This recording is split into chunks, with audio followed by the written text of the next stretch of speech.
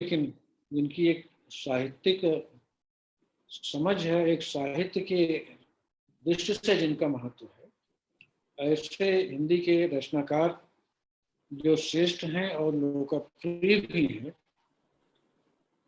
जो बहुत दुर्लभ होता है कि कोई श्रेष्ठ हो, अच्छा रचनाकार भी हो और साथ ही साथ लोकप्रिय भी हो।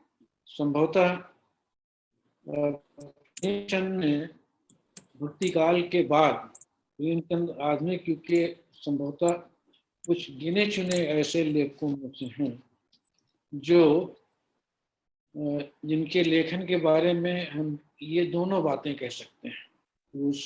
उनका लेखन श्रेष्ठ भी है और वो लोकप्रिय भी है। यहाँ तक कि वो लोग भी प्रेमचंद को पढ़ते हैं और प्रेमचंद को पढ़ने में उन्हें अच्छा लगता है जिनका सीधे सीधे साहित्य से हम लोगों की तरह संबंध नहीं है। यानी केवल हिंदी साहित्य पढ़ने और पढ़ाने वाले विद्यार्थियों के बीच प्रेमचंद लोकप्रिय हो, ऐसा नहीं है। उनकी लोकप्रियता का जो दायरा है, उसका जो विस्तार है, वो बहुत व्यापक है। तो मैं ये मान के चल रहा हूँ कि आप सभी लोग, विशेष रूप से विद्यार्थियों को ध्यान में रखकर ये मैं बात कह रहा हूँ कि प्रेमचंद के लेखन से आप सभी लोग कुछ अंशों में तो परिचित अवश्य होंगे। इसलिए जो बहुत प्रारंभिक किस्म की बातें हैं, उन बातों को दोहराने की मैं समझता हूँ कि शायद ज़रूरत नहीं होगी। आज जिस विषय पर मुझे अपना व्याख्यान देना है और जिससे आप परिचित हो चुके हैं, वो है प्रेमचंद और राष्ट्रवाद। अब मोटे तौर पर साहित्य के अध्येता या जिसका संबंध साहित्य के लेखन से हो, उसके प्रसंग में सामान्य रूप से आजकल राष्ट्रवाद या और के जो विचार हैं, उसकी चर्चा अब शायद लोग कम करते हैं या उसकी आवश्यकता ही नहीं समझते। लेकिन आप सभी लोग जानते हैं कि प्रेमचंद ने जिस दौर में अपना लेखन आरंभ किया, वो दौर राष्ट्रीय आंदोलन का दौर है। और राष्ट्रीय आंदोलन के साथ ही राष्ट्रवाद का संदर्भ आ जाता है। राष्ट्रीय आंदोलन कहा जाता है, इसका मतलब ही है कि वो भारत के एक राष्ट्र के रूप में विकसित होने की प्रक्रिया से जुड़ा हुआ आंदोलन था। इसीलिए उसको हम राष्ट्रीय आंदोलन कहते हैं। आप सभी जानते हैं कि प्रेमचंद का समूचा लेखन राष्ट्रीय आंदोलन के परिप्रेक्ष्य में, पृष्ठभूमि में हुआ और राष्ट्रीय आंदोलन से जुड़ी हुई चिंताएं और समस्याएं प्रेमचंद के समूचे लेखन में व्याप्त है। प्रेमचंद कहते भी थे कि जो काम राजनीति में गांधी जी कर रहे हैं, वही काम साहित्य के क्षेत्र में मैं कर रहा हूँ। क्षेत्र का फर्क है, लेकिन उद्देश्य एक ही है, यानी राष्ट्र की मुक्ति। भारत का एक राष्ट्र के रूप में, स्वाधीन राष्ट्र के रूप में कैसे विकास हो, ये चिंता जैसे गांधी जी की है, वैसे ही प्रेमचंद को लगता है कि उनकी भी चिंता यही है। तो अगर इस दृष्टि से भी सोचें तो प्रेमचंद राजनीतिक लेखन, प्रेमचंद उन लेखकों में से नहीं है जो राजनीति से परहेज करते हैं या राजनीति को साहित्य के लिए आवश्यक न मानते।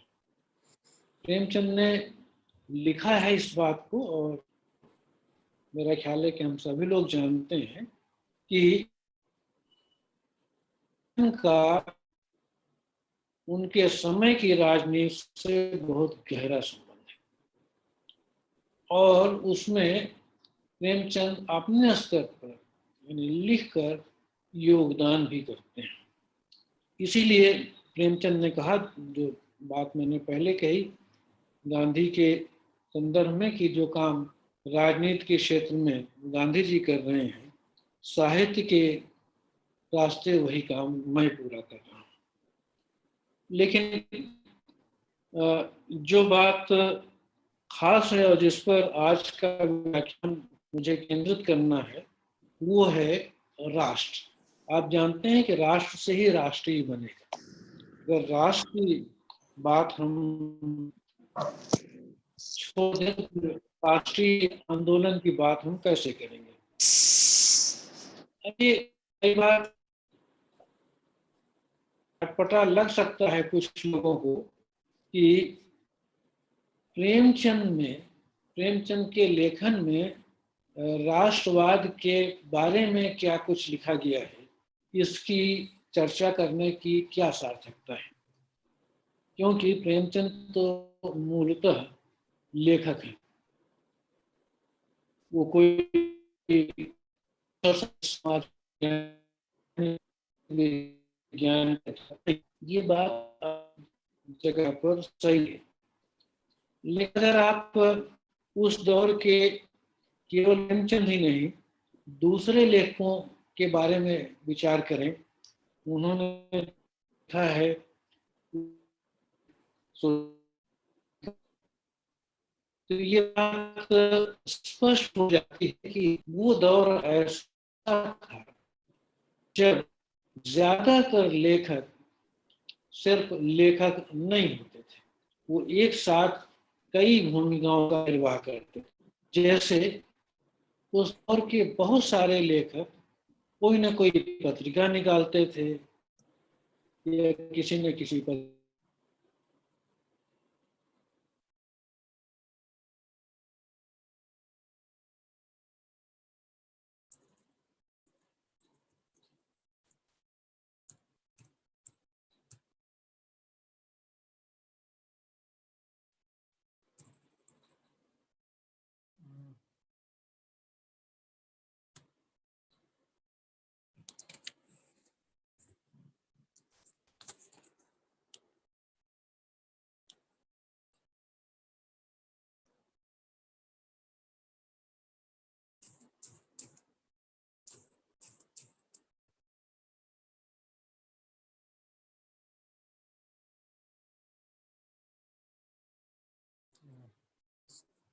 नेटवर्क की समस्या आ रही है,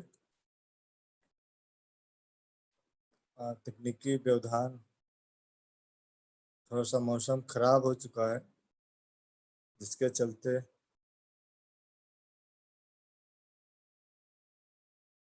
आवाज भी साफ नहीं आ रही है।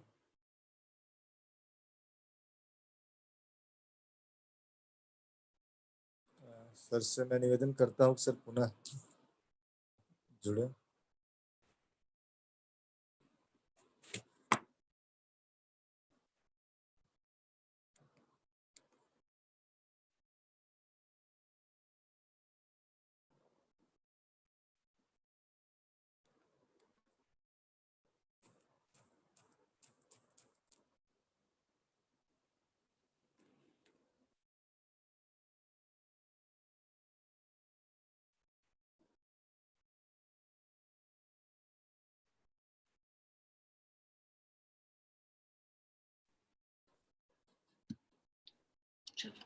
क्या सर जुड़ से मेरा मेरा ख्याल है कि शायद दोबारा संबंध जुड़ हाँ, जी गया। सर, जी सर, आवाज आ रही है सर, आवाज आ रही है।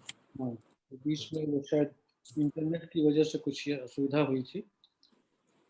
तो मैं ये बात कह रहा था कि प्रेमचंद जिस दौर के लेखक हैं, वो सिर्फ प्रेमचंद के साथ नहीं है, बहुत सारे लेखकों के साथ है कि वो सिर्फ लेखक नहीं है, वो पत्रकार भी हैं, वो समाज सुधार या राष्ट्रीय आंदोलन में भी सक्रिय हैं, और वो अगर इस शब्द का इस्तेमाल करना ही पड़े तो वो आज के अर्थों में कहीं ना कहीं समाज वैज्ञानिक भी हैं, सोशल साइंटिस्ट भी। तो वो, और ये हमेशा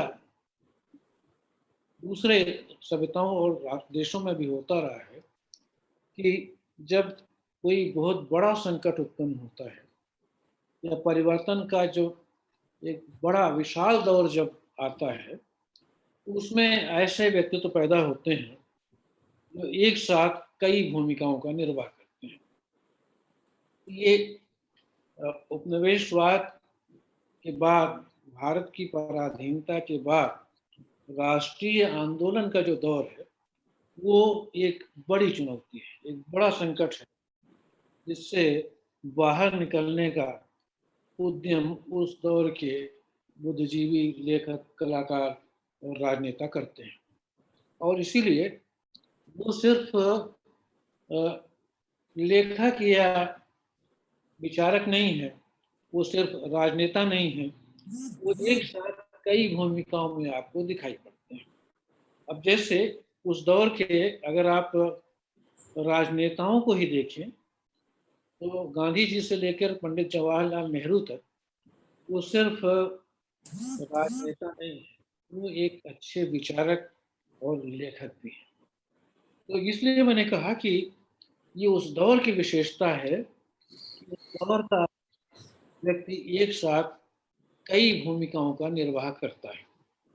और ये बात प्रेमचंद पर भी लागू होती है। भले ही वो मूलतः लेखक हो, लेकिन प्रेमचंद ने ऐसा बहुत कुछ लिखा है जिसको आज की भाषा में आप कहेंगे कि ये तो समाज विज्ञान का क्षेत्र है। इस पर तो केवल समाज विज्ञान से संबंधित विद्वान को लिखना चाहिए, साहित्य के अध्येता को इस पर लिखने की क्या जरूरत है। तो ये आज की बात है, लेकिन उस दौर में ऐसा आपको नहीं दिखाई पड़ेगा। प्रेमचंद के संदर्भ में तो बिल्कुल नहीं दिखाई पड़ेगा।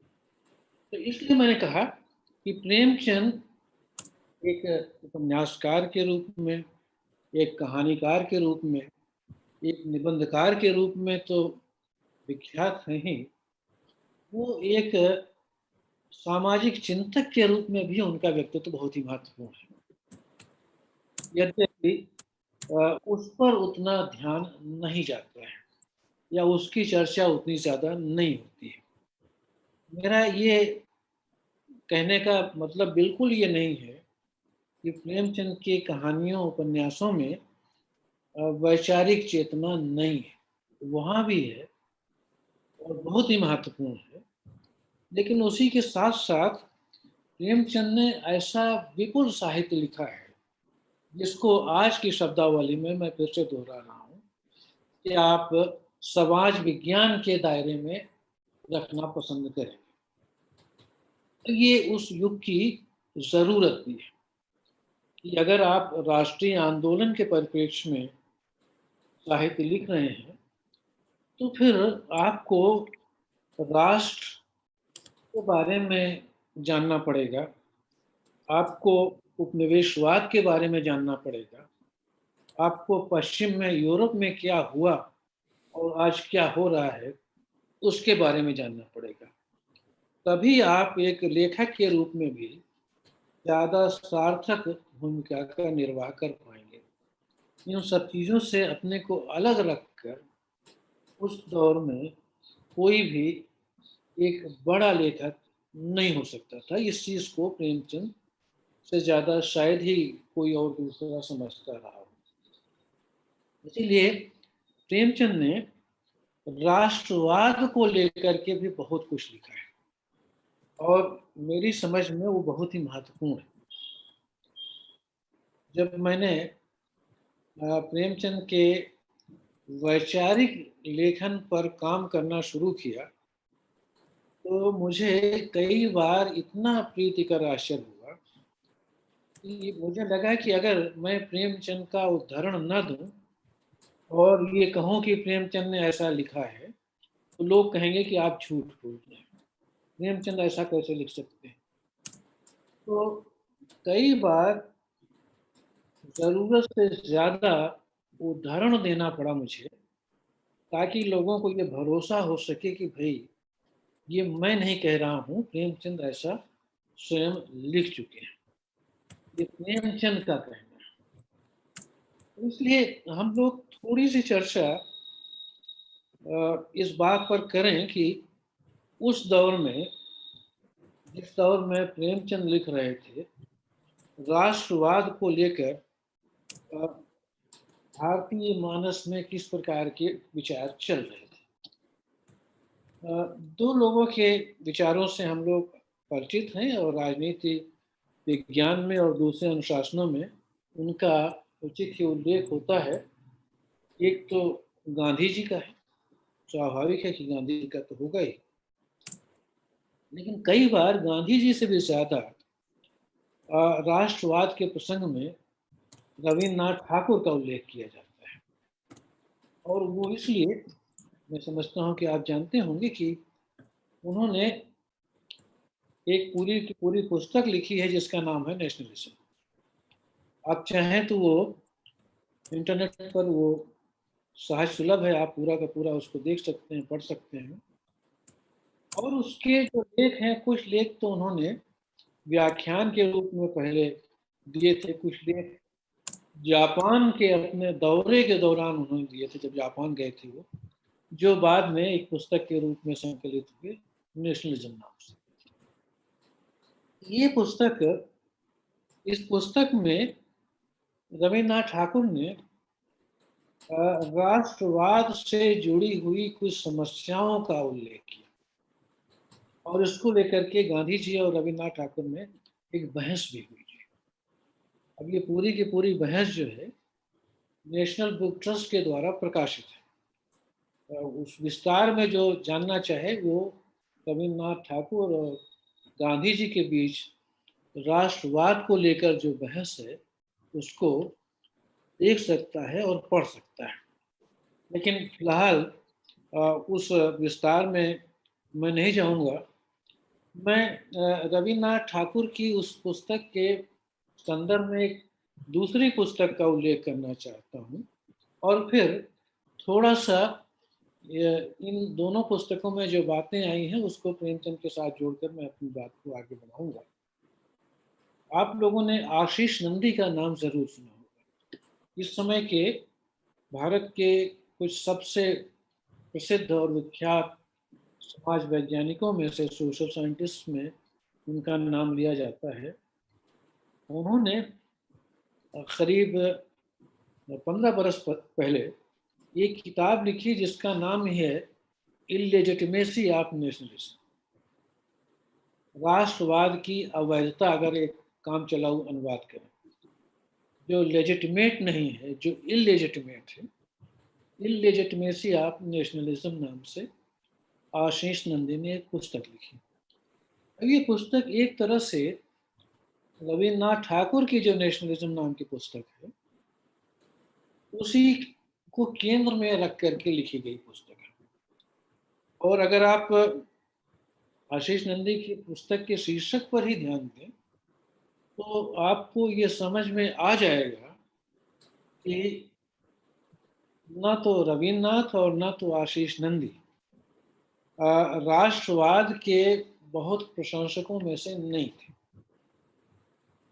और इसीलिए गांधी जी से रविन्द्रनाथ ठाकुर की बहस हुई थी। और ये बात राष्ट्रवाद को लेकर रविन्द्रनाथ की चिंताएं तो पहले स्वदेशी आंदोलन के समय से ही शुरू हो गई थी। 1916 के आसपास जो पहला स्वदेशी आंदोलन का जो पहला दौर है जिसका बंगाल पर गहरा असर हुआ था, रविन्द्रनाथ ठाकुर का एक उपन्यास है घरे बाहरे, घर और बाहर, जिस पर सत्यजीत रे ने उतनी ही अच्छी एक फिल्म भी बनाई।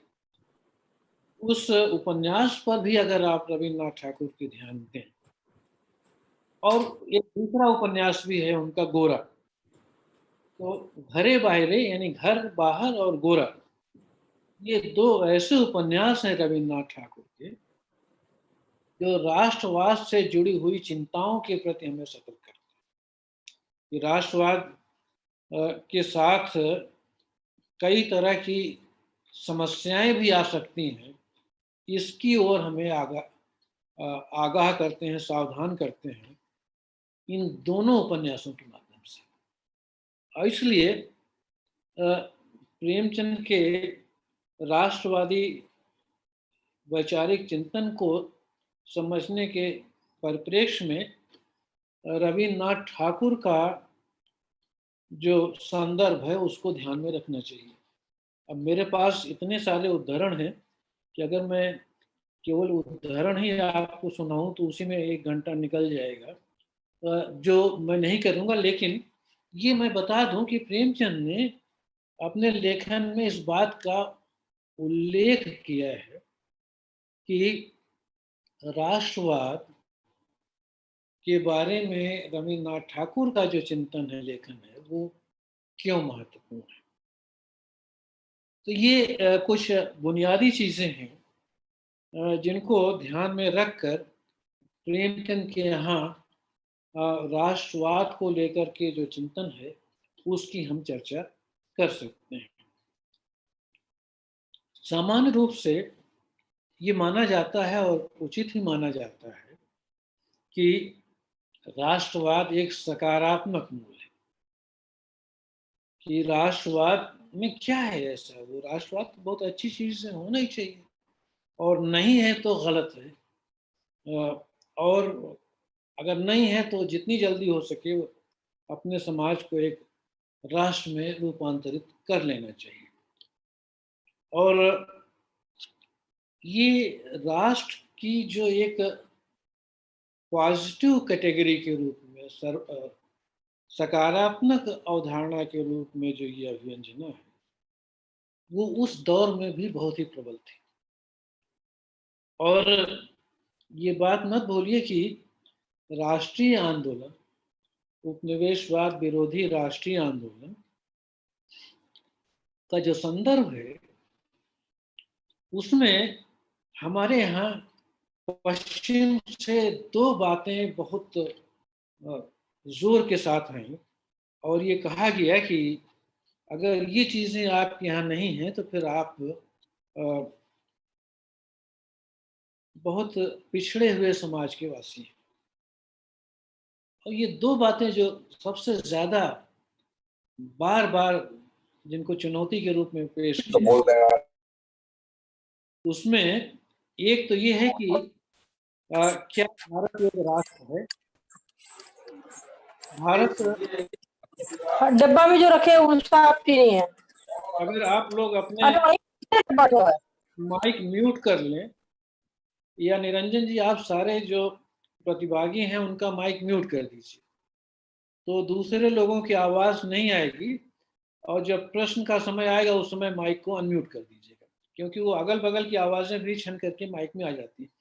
तो मैं ये कह रहा था कि 2 बड़े सवाल थे जो चुनौती के रूप में पश्चिम ने भारत के सामने रखे।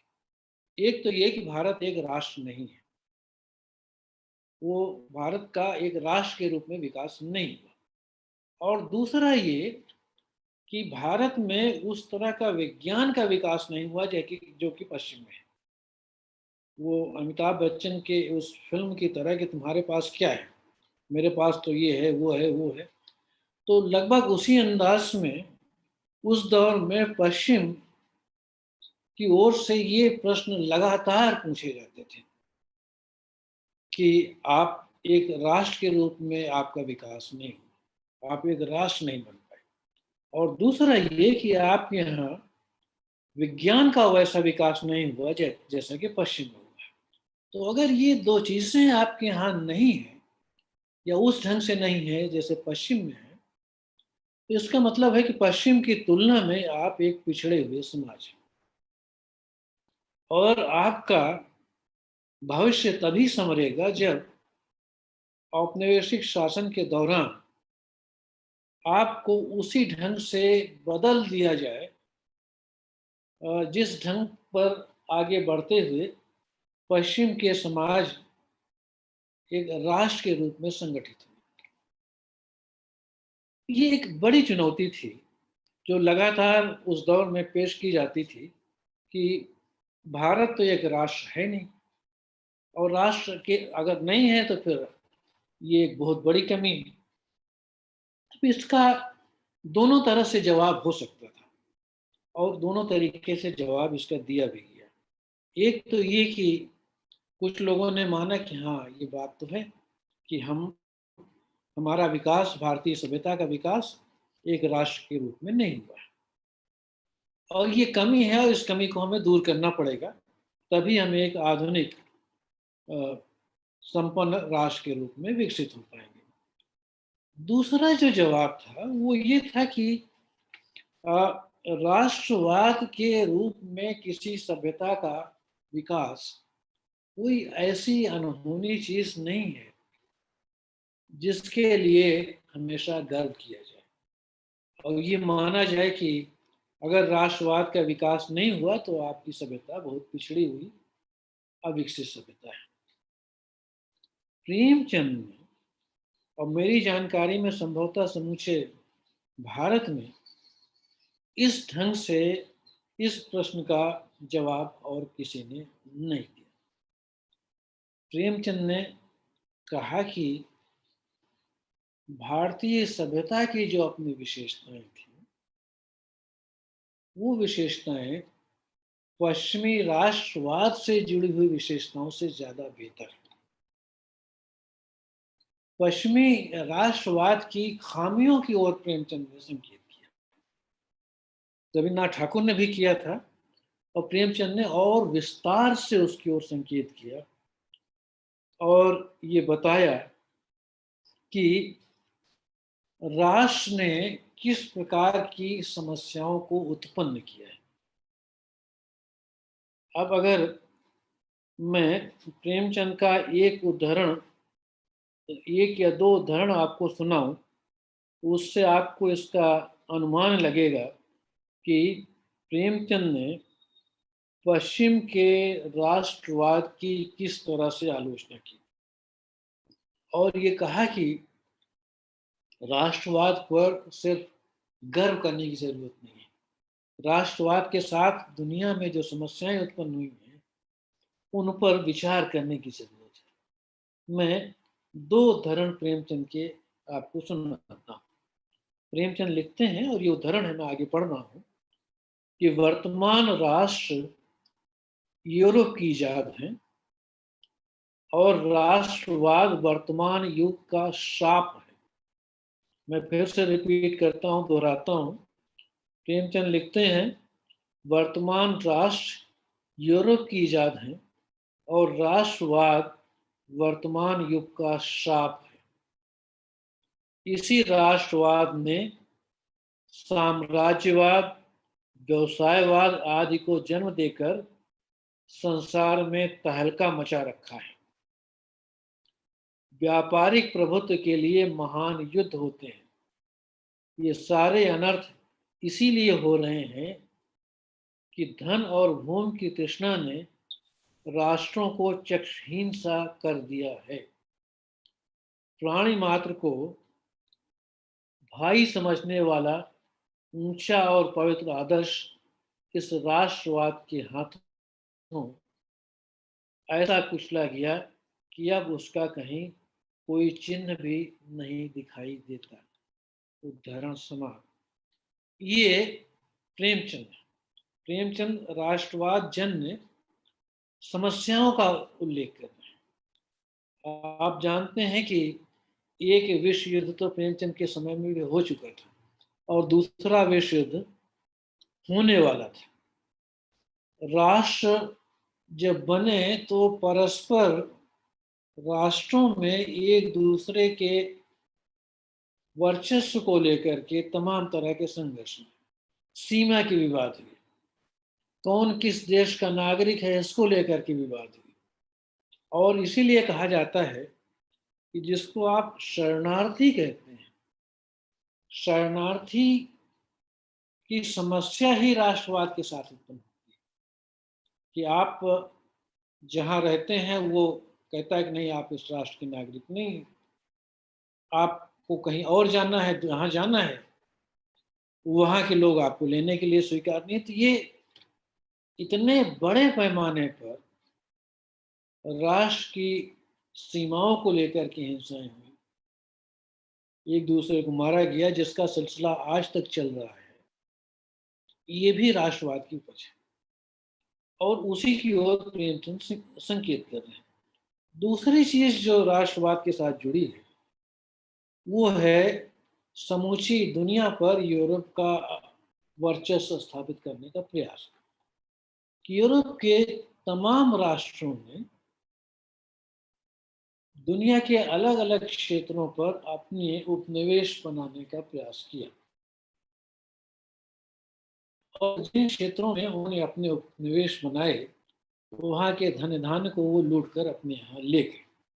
तो अपने देश को तो उन्होंने संपन्न बनाया, लेकिन उन क्षेत्रों को जिनको उन्होंने अपने अधीन बनाया था, जिनको अपना उपनिवेश बना लिया था, उनको उन्होंने एकदम दरिद्र करके छोड़ दिया। अब ये चीज आप भारत के संदर्भ में भी सोच सकते हैं कि अंग्रेजी राज की भूमिका भारत के संदर्भ में क्या थी। इसलिए प्रेमचंद कहते हैं, और मैं फिर एक उदाहरण प्रेमचंद का आपके सामने देता हूँ।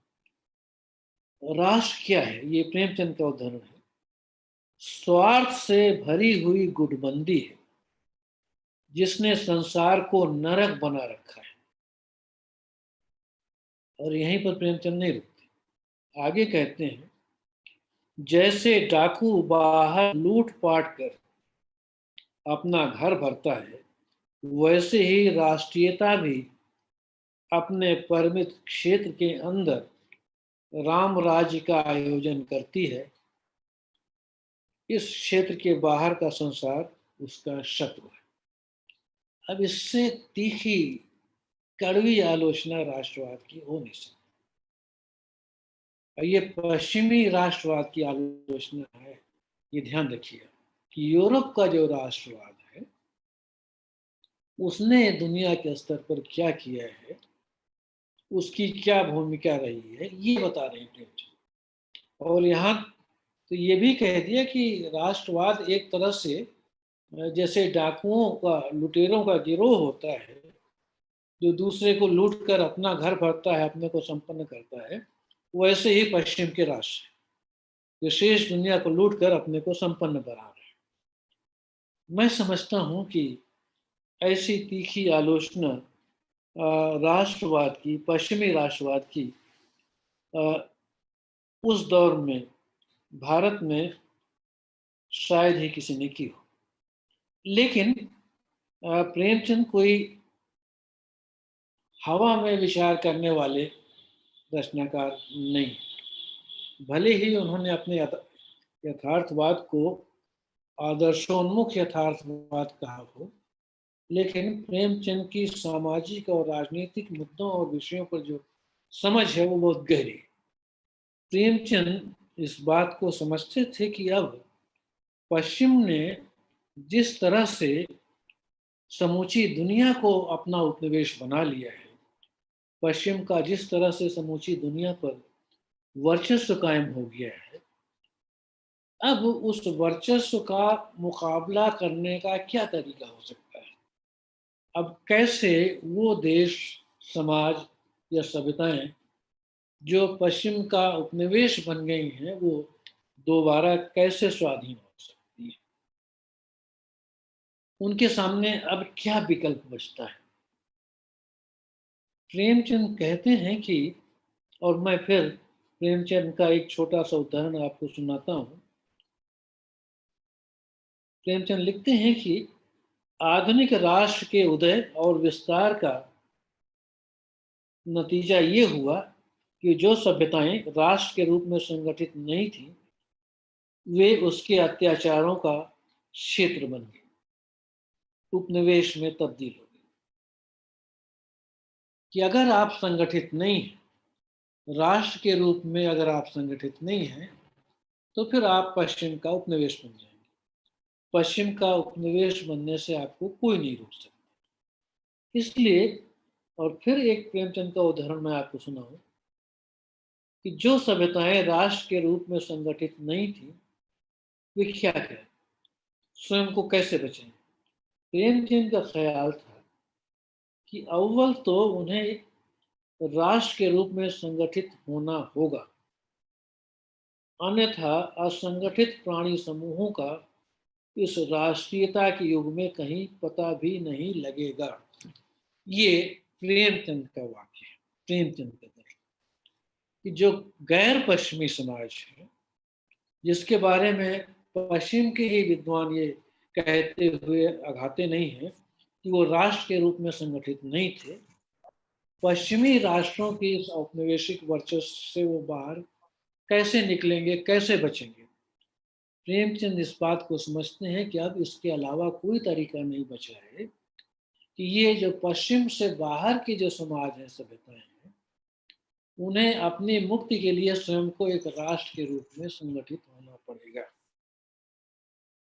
तो जो गैर पश्चिमी सभ्यताएं हैं, उनके लिए प्रेमचंद के अनुसार राष्ट्रवाद एक आपद धर्म है, क्योंकि अगर वो अब राष्ट्रवाद नहीं अपनाती तो फिर वो उनका वर्चस्व नहीं बचेगा, तब फिर उनकी स्वाधीनता नहीं बचेगी। स्वाधीनता तो खत्म ही हो चुकी है, वो नए स्तर पर फिर से दोबारा स्वाधीन नहीं हो पाएंगे। तो स्वाधीनता के लिए जरूरी है, मुक्ति के लिए और औपनिवेशिक शासन से मुक्ति के लिए जरूरी है कि ये राष्ट्र, ये देश, ये सभ्यताएं भी अब अपने को एक राष्ट्र के रूप में संगठित करें। ये प्रेमचंद ने लिखा है। और राष्ट्र के रूप में संगठित करने का जो उद्यम है वो अभूतपूर्व है, क्योंकि ये माना जाता है, और इसके बारे में तमाम राजनीति शास्त्र के जो अध्येता हैं उन्होंने लिखा है कि औपनिवेशिक पराधीनता एक ऐसी पराधीनता थी जिसका सामना समाज को बहुत व्यापक स्तर पर संगठित किए बिना नहीं किया जा सकता। यानी अगर समाज के लगभग सारे हिस्से इस उपनिवेशवाद विरोधी राष्ट्रीय आंदोलन में सक्रिय न हो तो इस औपनिवेशिक शासन को हटाना मुश्किल था। और इसीलिए प्रेमचंद की अपनी जो प्राथमिकताएं हैं, और प्रेमचंद जिस प्रकार से अपना साहित्य भी लिखते हैं, उसको बहुत ध्यान से और सूक्ष्मता के साथ देखने की जरूरत है। और यहाँ तक कि जो प्रेमचंद का यथार्थवाद है, जो उनकी रचनाओं में, उपन्यासों और कहानियों में जिस ढंग से आता है, उस पर भी बहुत सूक्ष्मता के साथ विचार करने की जरूरत है। नहीं तो बहुत सारी बातें प्रेमचंद की उस ढंग से समझ में नहीं आती, या उनका महत्व उस ढंग से नहीं खुलता है।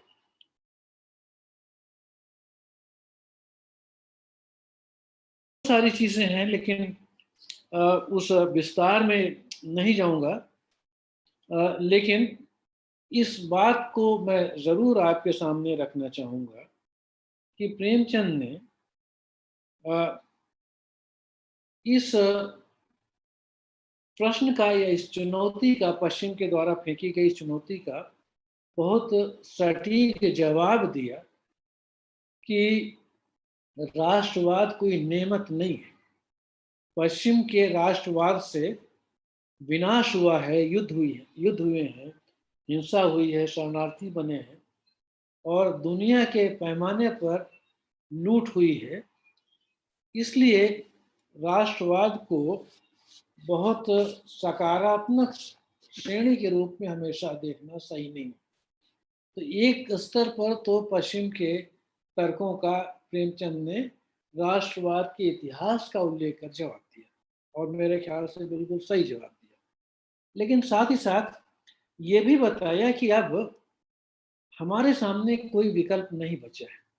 अब हमें भी इस राष्ट्रीय दौर में, जहाँ दुनिया के सभी समाज एक राष्ट्र के रूप में संगठित हो रहे हैं, हमें भी अपने को एक राष्ट्र के रूप में संगठित करना पड़ेगा, तभी हम औपनिवेशिक शासन को हटाकर स्वाधीन हो पाएंगे। अब इस प्रकार का जो भी आंदोलन होगा, वो आंदोलन किसी एक वर्ग, समुदाय या जाति का वो आंदोलन हो नहीं सकता है, और इसीलिए उसे राष्ट्रीय आंदोलन कहा जाता है। कोई किसान आंदोलन, मजदूर आंदोलन या इस तरह का कोई और नाम नहीं दिया जाता है। वो इसलिए नहीं दिया जाता है और उसके देने का औचित्य भी नहीं है कि राष्ट्रीय आंदोलन में समाज के, भारतीय समाज के सभी वर्ग शामिल होते हैं, किसी एक वर्ग का वो आंदोलन नहीं है, सभी वर्ग हैं उसमें। और ये इसलिए जरूरी है, जैसा कि मैंने कहा, कि उसके बिना राष्ट्रीय आंदोलन आगे बढ़ नहीं सकता।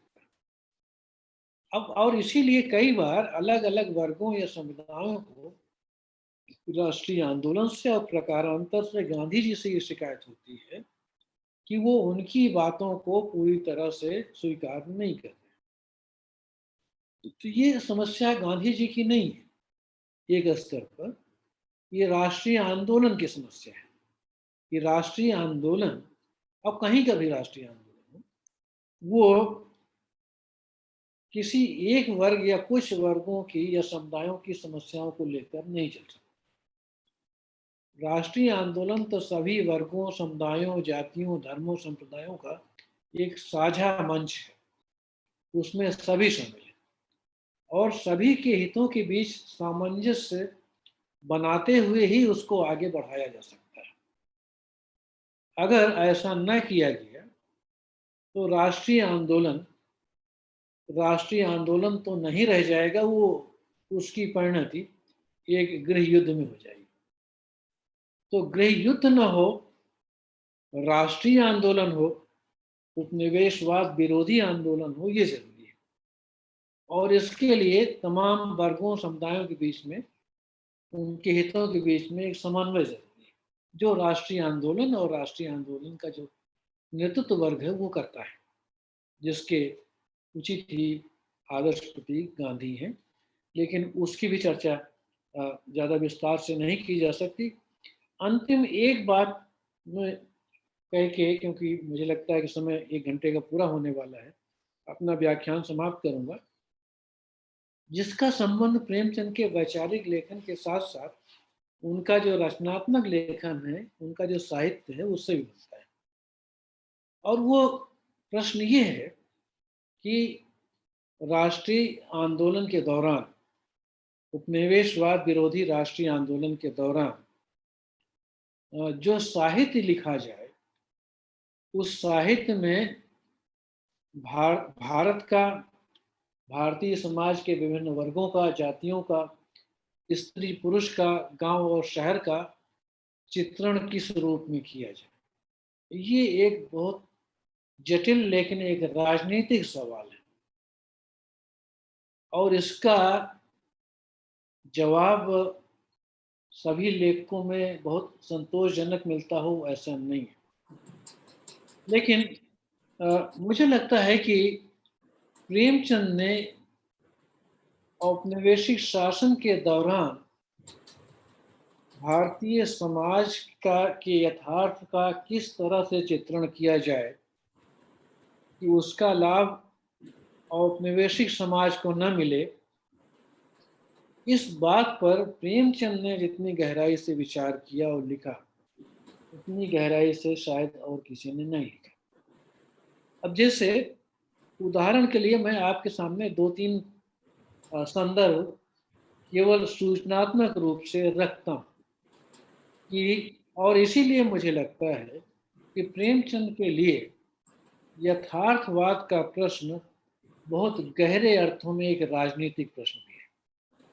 यथार्थवाद का मतलब जो कुछ समाज में है, जैसा दिखाई पड़ रहा है, उसको वैसा का वैसा लिख देना प्रेमचंद के लिए नहीं है। क्योंकि प्रेमचंद के सामने ये प्रश्न भी है कि ऐसा लेखन हो, भारतीय समाज का ऐसा चित्र सामने लाया जाए जिससे भारत को तो लाभ हो, लेकिन उसका लाभ पश्चिम को, उपनिवेश को न मिले, पश्चिम उसका दुरुपयोग न कर सके। इसीलिए मैंने कहा कि प्रेमचंद का यथार्थवाद बहुत गहरे अर्थों में राजनीतिक यथार्थवाद है, उसमें राजनीतिक समझ बहुत गहरी है।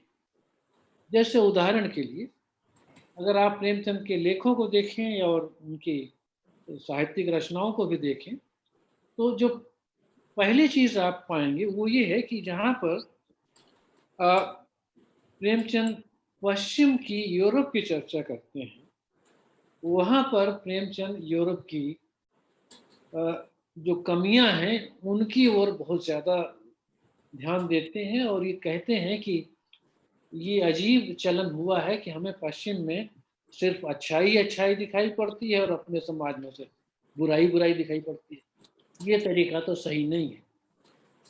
पश्चिम में अगर कुछ अच्छा है तो उसको लेना चाहिए, लेकिन ये कैसे हो सकता है किसी समाज में सब कुछ अच्छा ही अच्छा हो और भारतीय समाज में सब कुछ बुरा ही हो।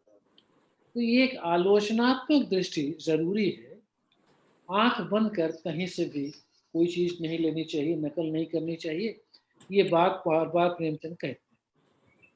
तो पश्चिम की प्रेमचंद, अगर मान लीजिए ऐसा संदर्भ हो जहां भारत की चर्चा हो और साथ ही साथ पश्चिम की भी चर्चा हो, तो प्रेमचंद वहां पर भारत की एक ऐसी छवि बनाएंगे जो पश्चिम से बेहतर और श्रेष्ठतर लगेगी, क्योंकि वो ऐसा स्वीकार नहीं कर सकते, बर्दाश्त नहीं कर सकते कि पश्चिम के सामने भारत नीचा दिखाई पड़े।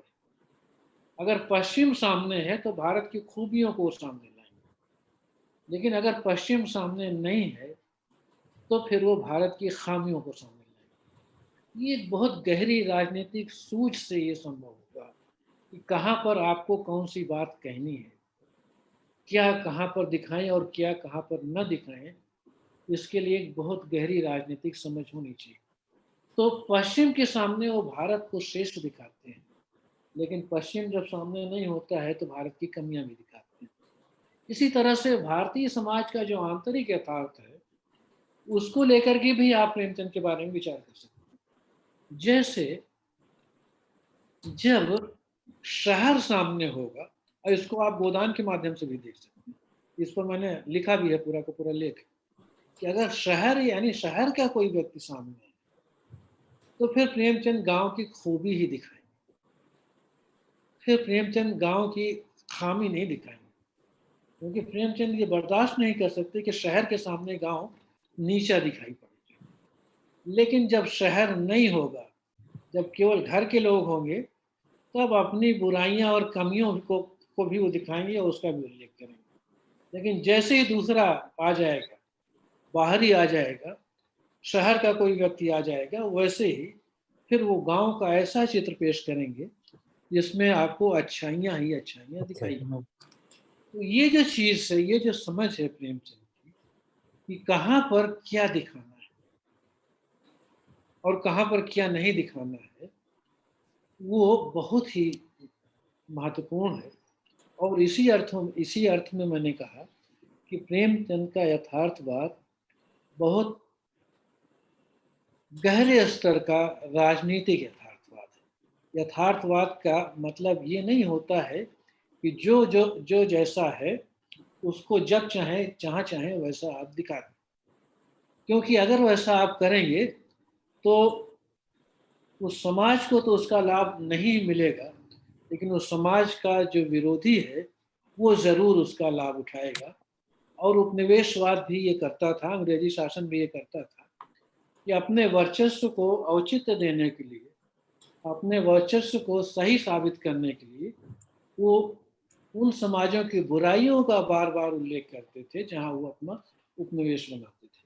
तो भारतीय समाज की बुराइयों का भी उल्लेख अंग्रेजी शासन ने कुछ कम नहीं किया। और अंग्रेजी शासन तो कहा ही जाता है सिविलाइजिंग मिशन, कि वो ये मान के चलते हैं कि भाई हम तो आपको सभ्य बनाने आए हैं, आप असभ्य हैं, बर्बर हैं, और हम आपका भला करने, आपको सभ्य बनाने आए हैं, क्योंकि आप में ये सारी बुराइयां हैं। तो इस औपनिवेशिक तर्क के सामने प्रेमचंद लिख रहे थे, और इसलिए उनकी यथार्थवाद की समझ इस औपनिवेशिक तर्क और चुनौती से संचालित होती है। और इसीलिए वो इस तरह की प्राथमिकताएं अपनी बनाते हैं कि कहाँ पर कौन सी बात दिखानी है और कहाँ पर कौन सी बात नहीं दिखानी। लेकिन मुझे लगता है कि समय समाप्त हो गया, और इसलिए प्रेमचंद सर, का अभी एक बात है? जारी रख सकते हैं, अभी बात जारी रख सकते हैं सर आप भी अब और अंदर। बातें मुझे लगता है कि हाँ अ, आपकी बात के रूप में भी आएंगी, बातचीत हाँ के जी रूप में जी आएंगी, जी सर, जी सर। तो वो भी ठीक रहेगा। अब जैसे प्रेमचंद का जो राष्ट्रवाद है, तो प्रेमचंद पश्चिम से भिन्न एक ज्यादा मानवीय, समावेशी और एक ऐसे राष्ट्रवाद जिसमें वो बुराइयां न हो जो पश्चिमी राष्ट्रवाद में। इसीलिए वो बार बार इस बात पर जोर देते हैं कि इस राष्ट्रवाद पर भारत की छाप लगानी जरूरी है। भारतीय सभ्यता की जो विशेषताएं हैं, खूबियां हैं, खामियां नहीं, उनसे इसको जोड़ा जाए, तब ये ज्यादा सार्थक और मानवीय राष्ट्रवाद बनेगा। आप सहज ही अनुमान कर सकते हैं कि राजनीति के क्षेत्र में यही काम अपने ढंग से गांधी जी भी कर रहे थे। इसलिए आपद धर्म के रूप में प्रेमचंद ने राष्ट्रवाद को भले ही स्वीकार किया हो, लेकिन प्रेमचंद भारत के लिए, तीसरी दुनिया के लिए, पश्चिम से बाहर के समाजों के लिए जिस प्रकार के राष्ट्रवाद की परिकल्पना करते हैं, वो राष्ट्रवाद पश्चिम के राष्ट्रवाद से बहुत अलग किस्म का राष्ट्रवाद है। उसमें उन लोगों की आवाज़ सबसे प्रमुख है जिनको हम शोषित, पीड़ित कहते हैं। एक प्रेमचंद का वाक्य है, और ये 1932 का है, उसके साथ मैं अपनी बात समाप्त करूं कि जो दुखियों के दुख से दुखी नहीं होता, जो दुखियों के दुख से दुखी नहीं होता, जो अन्याय देखकर उत्तेजित नहीं होता, वो पंडित होकर भी मूर्ख है। तो ये पंडित की या ज्ञानी की जो समझ है प्रेमचंद की, वो कहीं ना कहीं दुखियों और जिनका शोषण या दमन है, उनकी तरफ से उठती है। और प्रेमचंद लगभग कबीर की तरह ही उसी को ज्ञानी मानते हैं जो इनकी तरफ से लड़े, इनकी तरफ से खड़ा हो, इनकी आवाज उठाए। अन्यथा वो पंडित होकर भी मूर्ख है, ऐसा प्रेमचंद मानते हैं। और इसीलिए प्रेमचंद जिस प्रकार के भारतीय राष्ट्रवाद की परिकल्पना करते हैं, उसमें दीन दुखियों का, जिनका के साथ भेदभाव हुआ है, शोषण हुआ है, उनका उत्थान, उनकी तमाम प्रकार के शोषणों से मुक्ति, भेदभाव से मुक्ति प्रेमचंद के राष्ट्रवाद के केंद्र में है। वहां से प्रेमचंद भारतीय राष्ट्रवाद की परिकल्पना करते हैं, जो सर्वसमावेशी है, लेकिन जिसके केंद्र में भारतीय समाज के उस वर्ग हैं, समुदाय हैं, जो सदियों से तमाम प्रकार के भेदभाव और शोषण का शिकार हैं। तो मेरा ख्याल है कि मैं यहाँ पर बात समाप्त करूं, और इसके बाद अगर आप लोगों को कुछ, आप लोग कुछ कहना चाहते हैं या कुछ आप बात करना चाहते हैं, तो स्वागत। बहुत बहुत आभार सर, आपने बहुत ही व्यवस्थित और सारगर्भित ढंग से अपनी बात रखी। और मैंने प्रतिभागियों से पहले ही आपका परिचय कराते हुए बताया था कि सर को सुनने के लिए थोड़ी एक तैयारी की जरूरत होती है। अगर आप लोग तैयार रहे होंगे तो सर के व्याख्यान में बहुत सारी चीजें आपको नई मिली होंगी। और सर संतुलित और बिल्कुल अनुसंधान परक और एकदम देखने का सर का एक अपना नजरिया होता है जो बिल्कुल सर का मौलिक है। अब जो लोग अपना सवाल पूछना चाहते हैं वो चैट बॉक्स में अपना सवाल टाइप कर सकते हैं। अभी तो या वीडियो, अरे ऑडियो ऑन करके पूछ भी सकते हैं। हाँ, ऑडियो ऑन करके भी आप लोग सीधे सर से बात कर सकते हैं, लेकिन सभी लोग एक साथ मत ऑन कीजिएगा। हाँ। सर एक यूट्यूब पे सवाल आया है सर। एक हाँ। नागेंद्र जी हैं, ये हमारे यहाँ से शोध कार्य कर रहे हैं। इन्होंने पूछा है कि राष्ट्रवाद में और जो गांधी का स्वराज्य है, जो राष्ट्रवाद है और गांधी का स्वराज्य है, सर इस पर थोड़ा सा आप प्रकाश डालिए।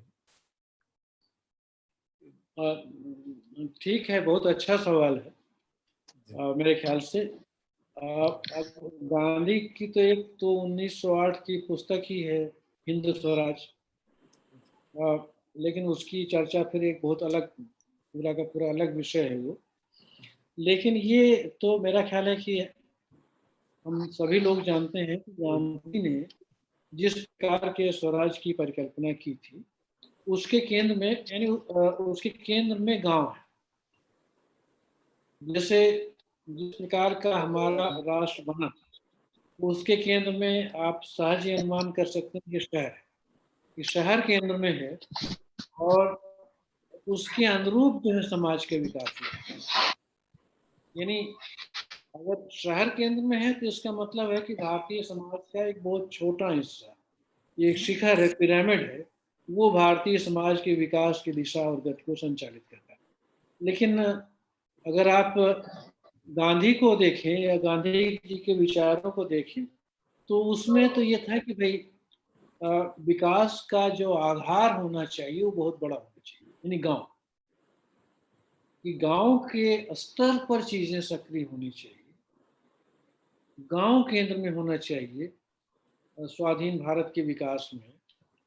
और विकास का भी गांधी के लिए वो मतलब नहीं था जो मतलब आज हम लोग निकालते हैं, क्योंकि गांधी ये मानते थे कि मशीन का या औद्योगिक सभ्यता से पैदा हुई जो बहुत सारी मशीनें हैं, उनका उपयोग बहुत सोच समझ कर करना चाहिए, और विशेष रूप से एक ऐसे समाज में जहां पर आबादी का घनत्व तो बहुत ज़्यादा है, क्योंकि मशीन का उपयोग कई बार बहुत सारे लोगों को बेरोजगार भी कर देता है।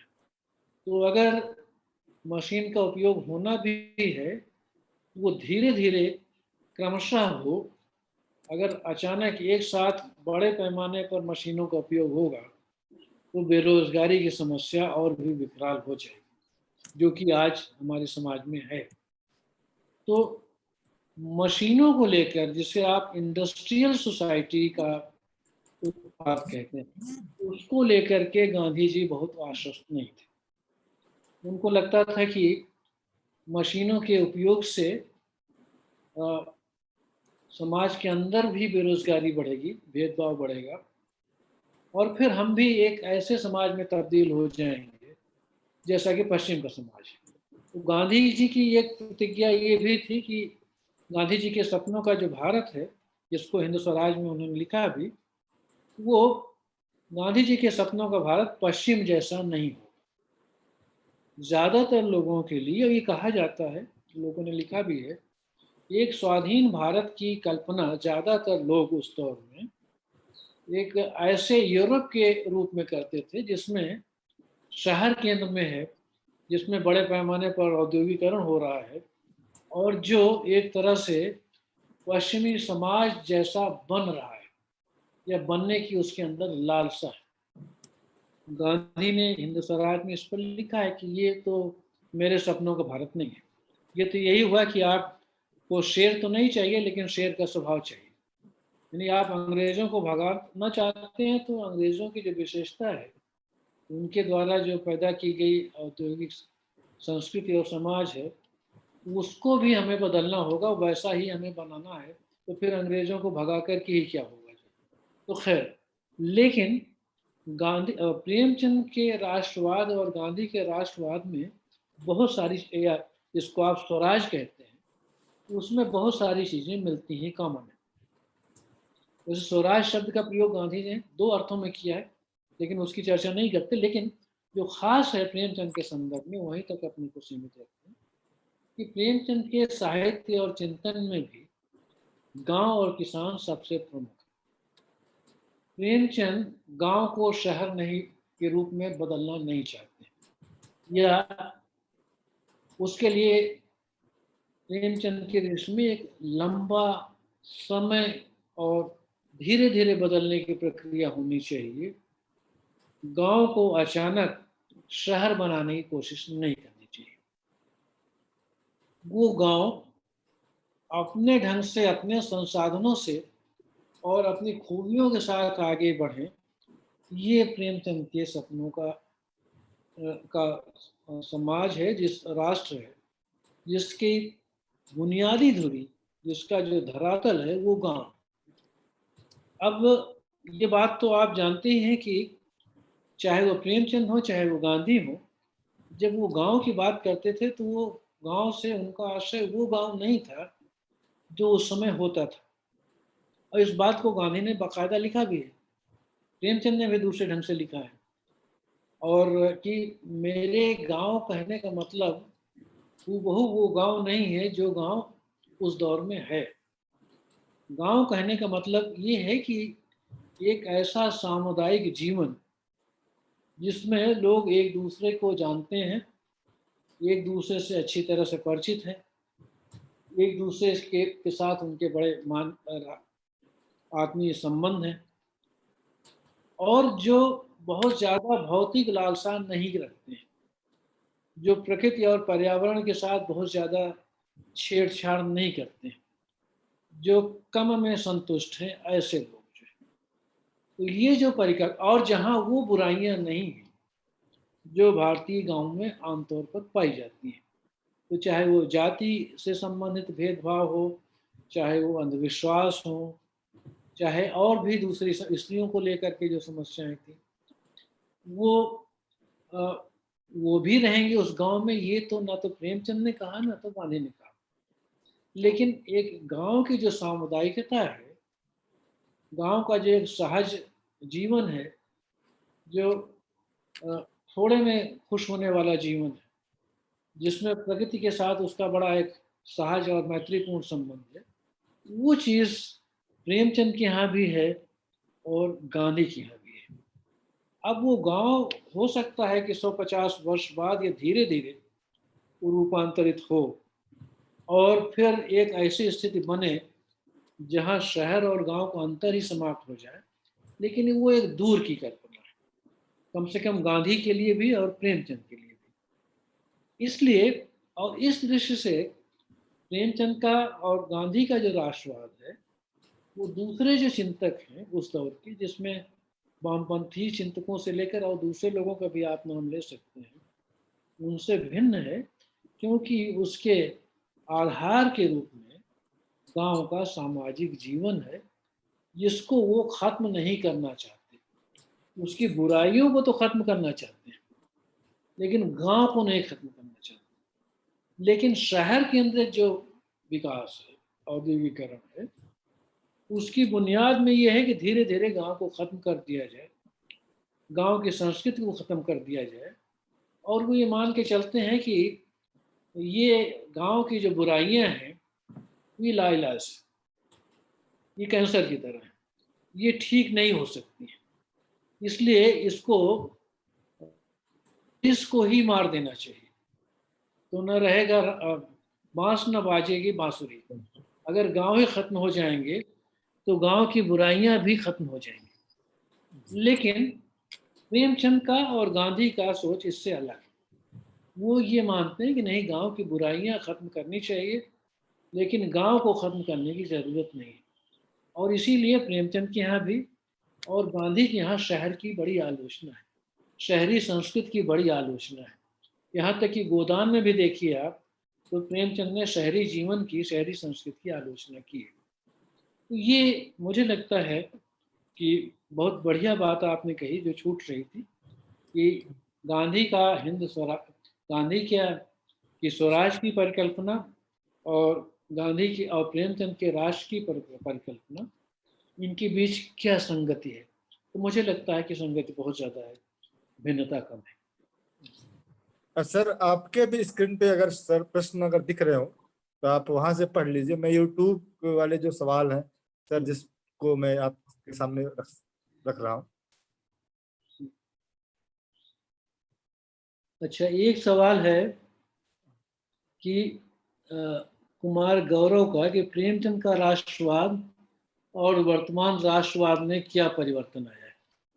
तो मेरा ख्याल है कि प्रकारांतर से तो मैं इसी बात को कह रहा था कि जो वर्तमान का राष्ट्रवाद है वो राष्ट्रवाद प्रेमचंद वाला राष्ट्रवाद तो बिल्कुल ही नहीं है।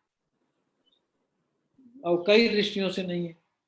जैसे कि मैंने कहा भी था और आप जानते भी हैं कि प्रेमचंद के राष्ट्रवाद में और गांधी के भी राष्ट्रवाद में जो समाज का बहुसंख्यक समुदाय जो गांव में रहता है उसका सुख उसकी सबसे बड़ी चुनौती थी कि उसका जीवन कैसे खुशहाल हो, उसके जीवन में कैसे खुशी आए, ये और जो तमाम तरह के भेदभाव हैं वो कैसे समाप्त हों, ये एक बुनियादी चिंता है जो प्रेमचंद और गांधी दोनों को एक दूसरे से जोड़ती है।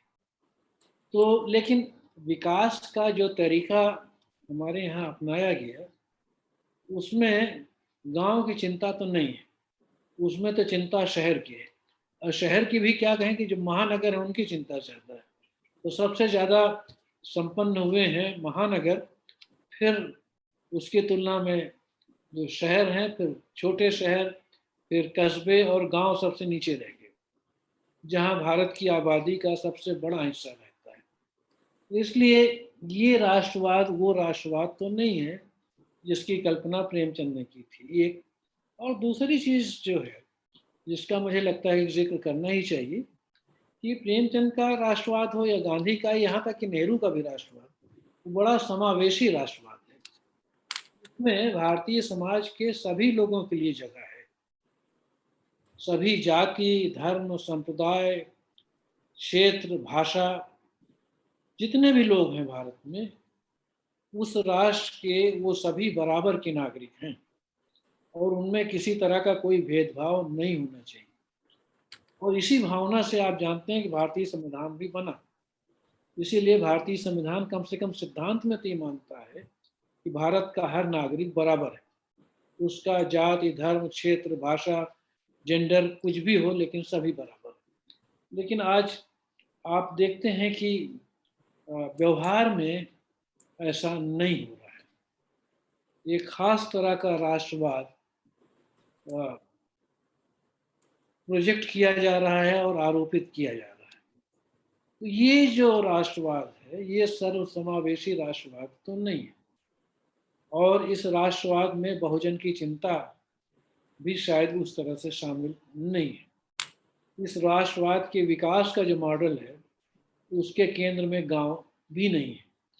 अब कहने के लिए कुछ भी कहा जाए, लेकिन अभी तक का जो अनुभव है वो तो कम से कम मेरा ख्याल है कि इसी बात को प्रदर्शित करता है कि अपने राष्ट्रीय आंदोलन के दौर के जो हमारे महान चिंतक थे, चाहे वो प्रेमचंद हों या और गांधी हों या और दूसरे लोग हों, उनके सपनों का जो राष्ट्रवाद है उसमें और इसमें तो बहुत जमीन आसमान का अंतर है। सर एक प्रश्न और है यूट्यूब पर ही, कल्पना यादव का है और ये शायद लग रहा है कि आपकी फेसबुक पेज से जुड़ी हुई है।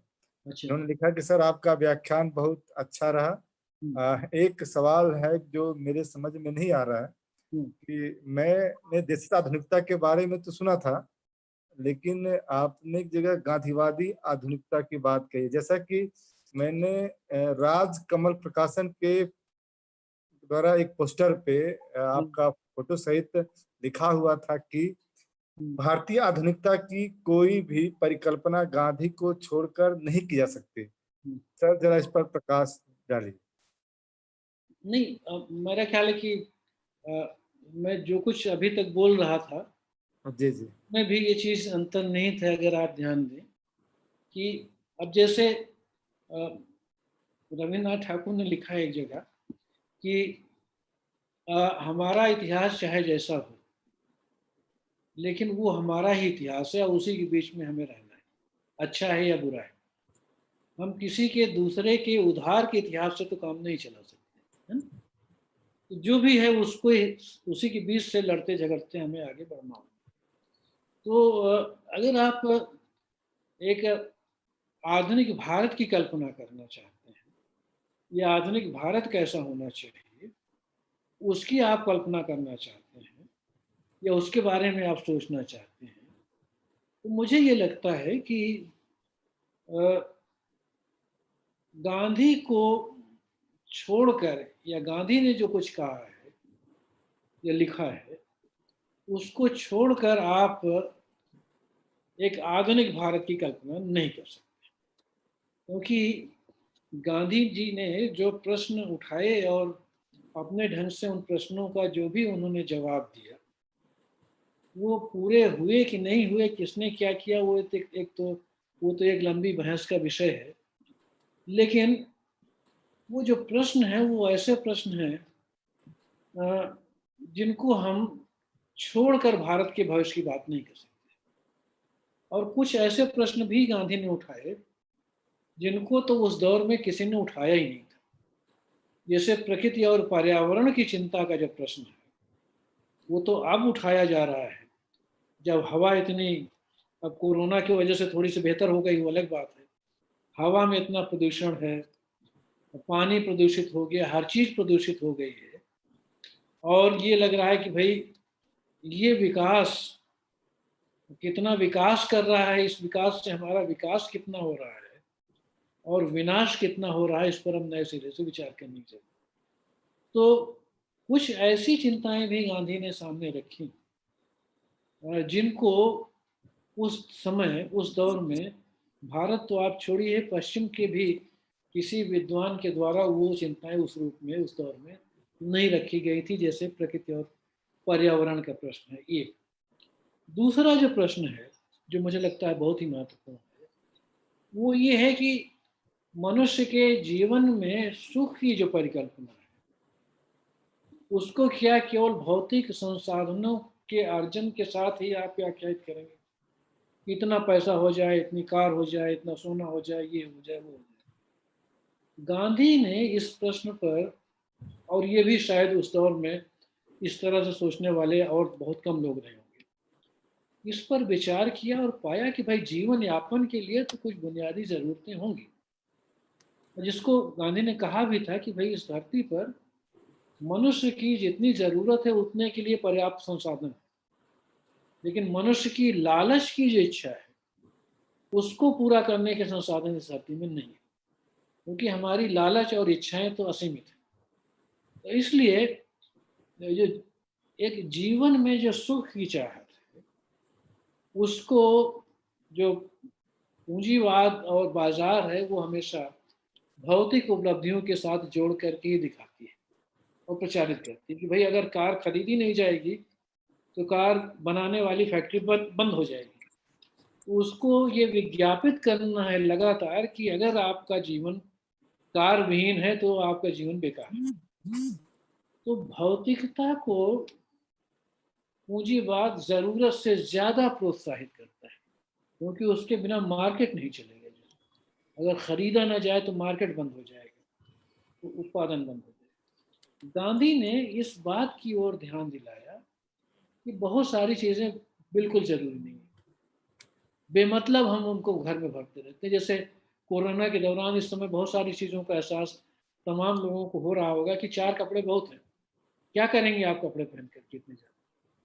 कार की ज़रूरत भी लगभग समाप्त हो गई इस समय, है ना। बहुत सारी यात्राएं, घूमना, ये वो सब बंद है। लगता है कि भाई उसके बिना भी तो आप जीवित रह सकते हैं। तो बहुत सारी चीज़ें बाजार के तर्क से हमने खरीद ली और उसकी लालच में हम फंस गए, जिनकी अन्यथा एक बेहतर मानवीय और सुखद संतोषजनक जीवन जीने के लिए जरूरत नहीं। तो ये जो बात है, बाजार की आलोचना तो बहुत लोग करते हैं, लेकिन बाजार की जो संजीवनी है वो हमारी लालच में नहीं।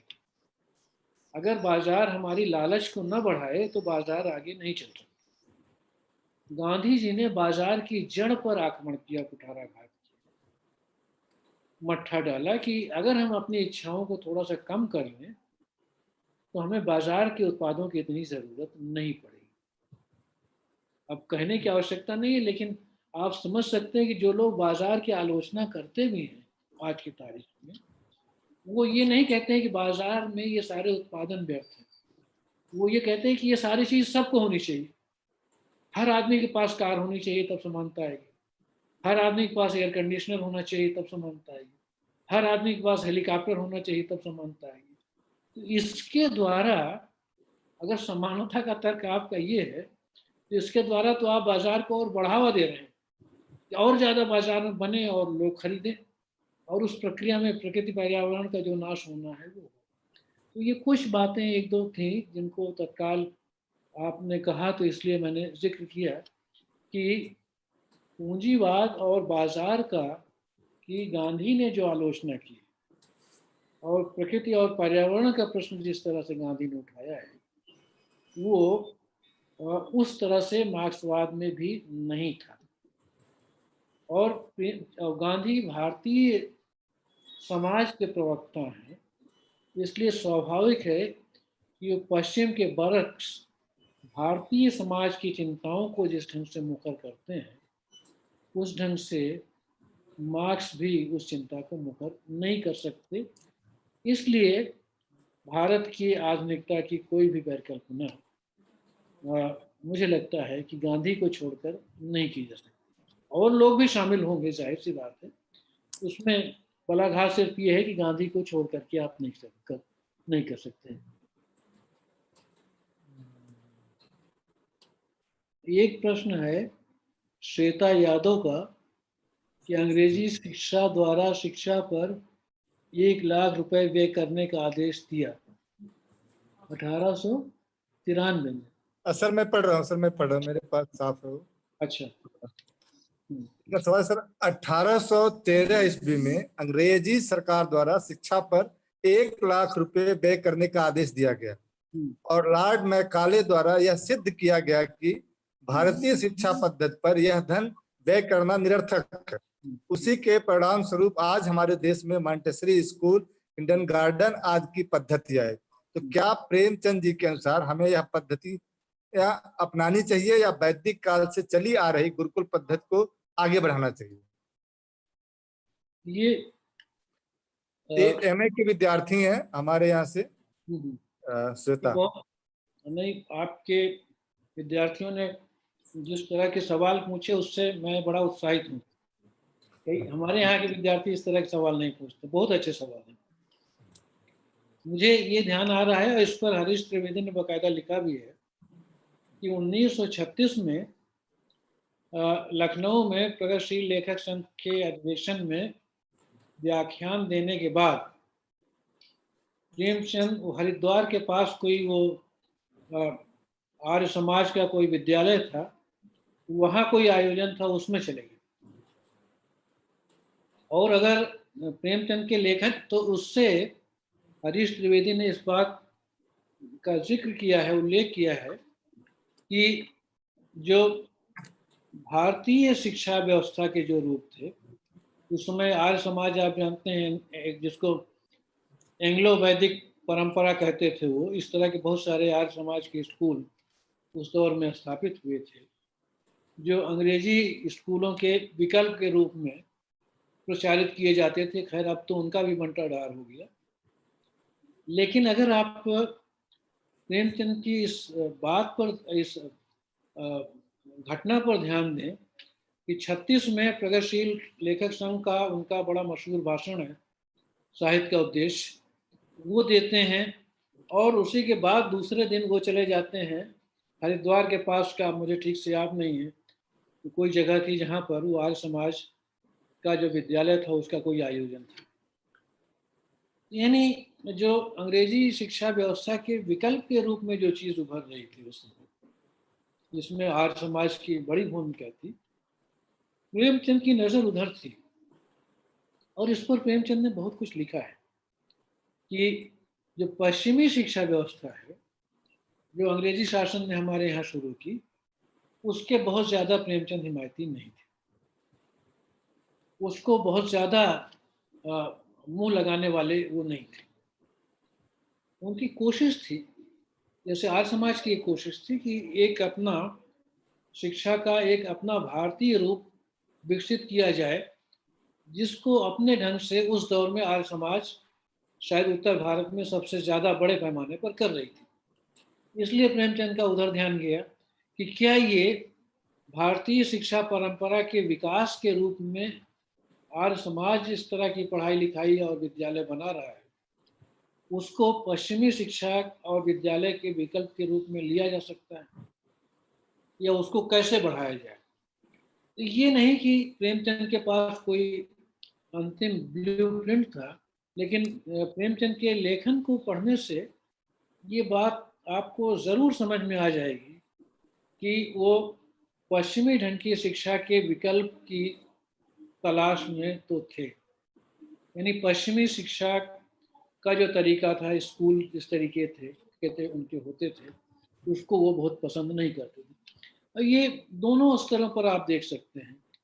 ना तो प्रेम स्वदेशी की जो परिकल्पना है प्रेमचंद के यहाँ और गांधी के यहाँ, वो हर क्षेत्र में दिखाई पड़ती है। तो शिक्षा के क्षेत्र में भी दिखाई पड़ती है। ये हमारी स्वदेशी शिक्षा का स्वरूप क्या हो, वो तमाम और दूसरे क्षेत्रों में भी दिखाई पड़ती है अपने अपने ढंग से। जैसे अगर आप ज़्यादा बड़े स्तर पर देखें तो मदन मोहन मालवीय ने बनारस हिंदू यूनिवर्सिटी की जो स्थापना की, वो भी एक स्वदेशी शिक्षा का क्या, संस्थान का क्या स्वरूप हो, उसी चिंता का एक प्रतिफल है। या सर सैयद अहमद ने अलीगढ़ मुस्लिम यूनिवर्सिटी की स्थापना की, वो भी अपने ढंग से एक स्वदेशी शिक्षा के संस्थान का क्या स्वरूप हो, उस बेचैनी का से निकली हुई एक कोशिश है।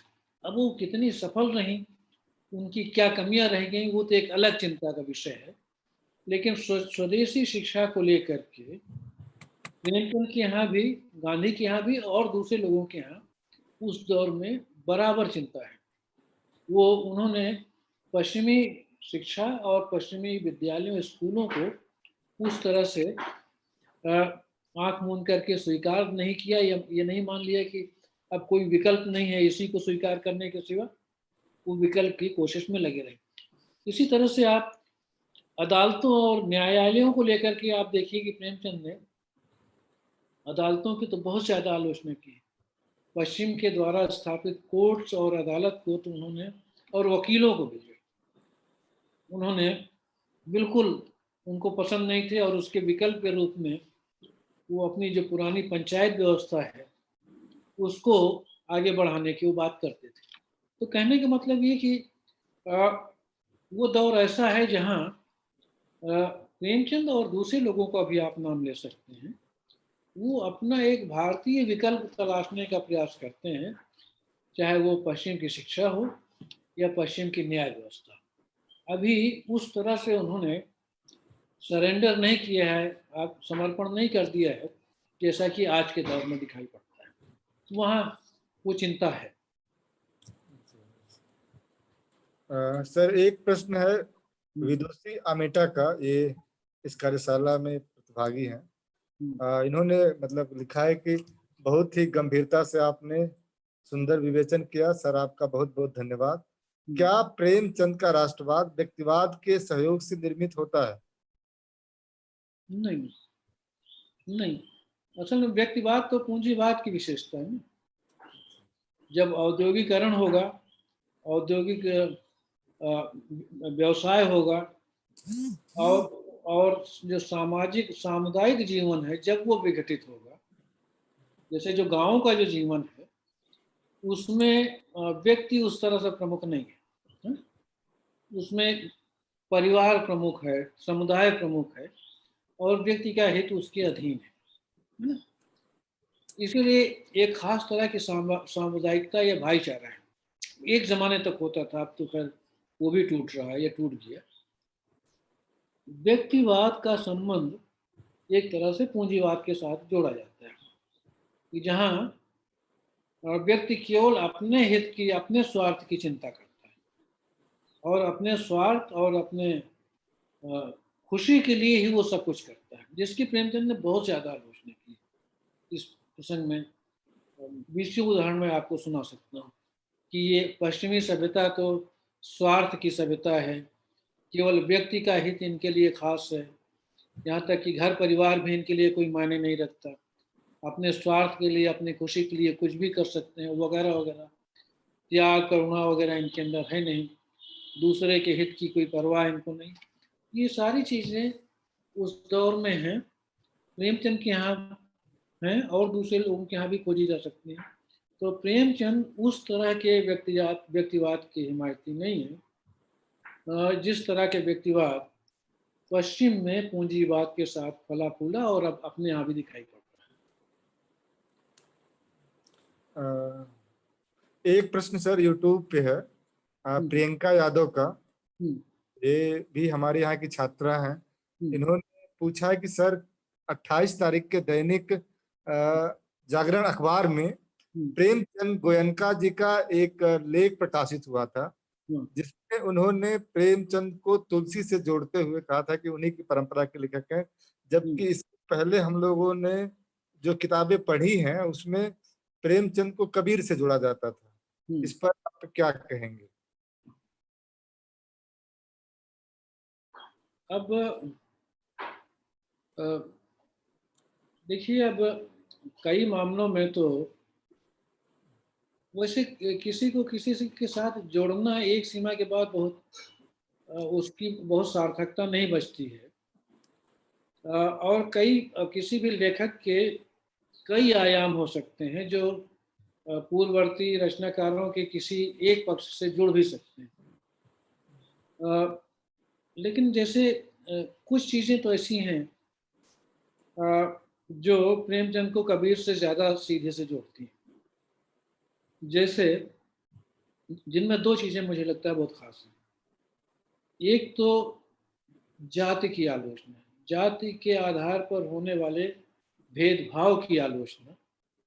ये आप जानते हैं कि प्रेमचंद भले ही दलित लेखक ना हो, लेकिन उनके यहाँ जाति की आलोचना बहुत भरपूर है।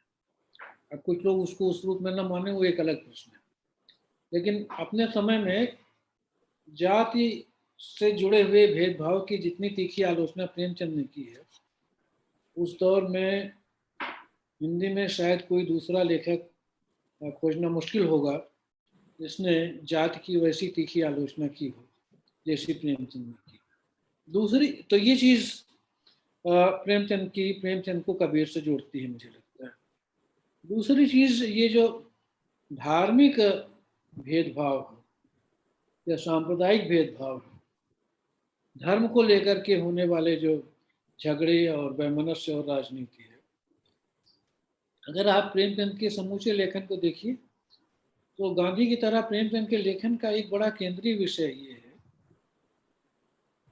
कि कैसे धार्मिक विद्वेष न हो, धार्मिक विद्वेष को कैसे ठीक किया जाए, उसको नियंत्रित किया जाए, धर्म के आधार पर झगड़े न हो।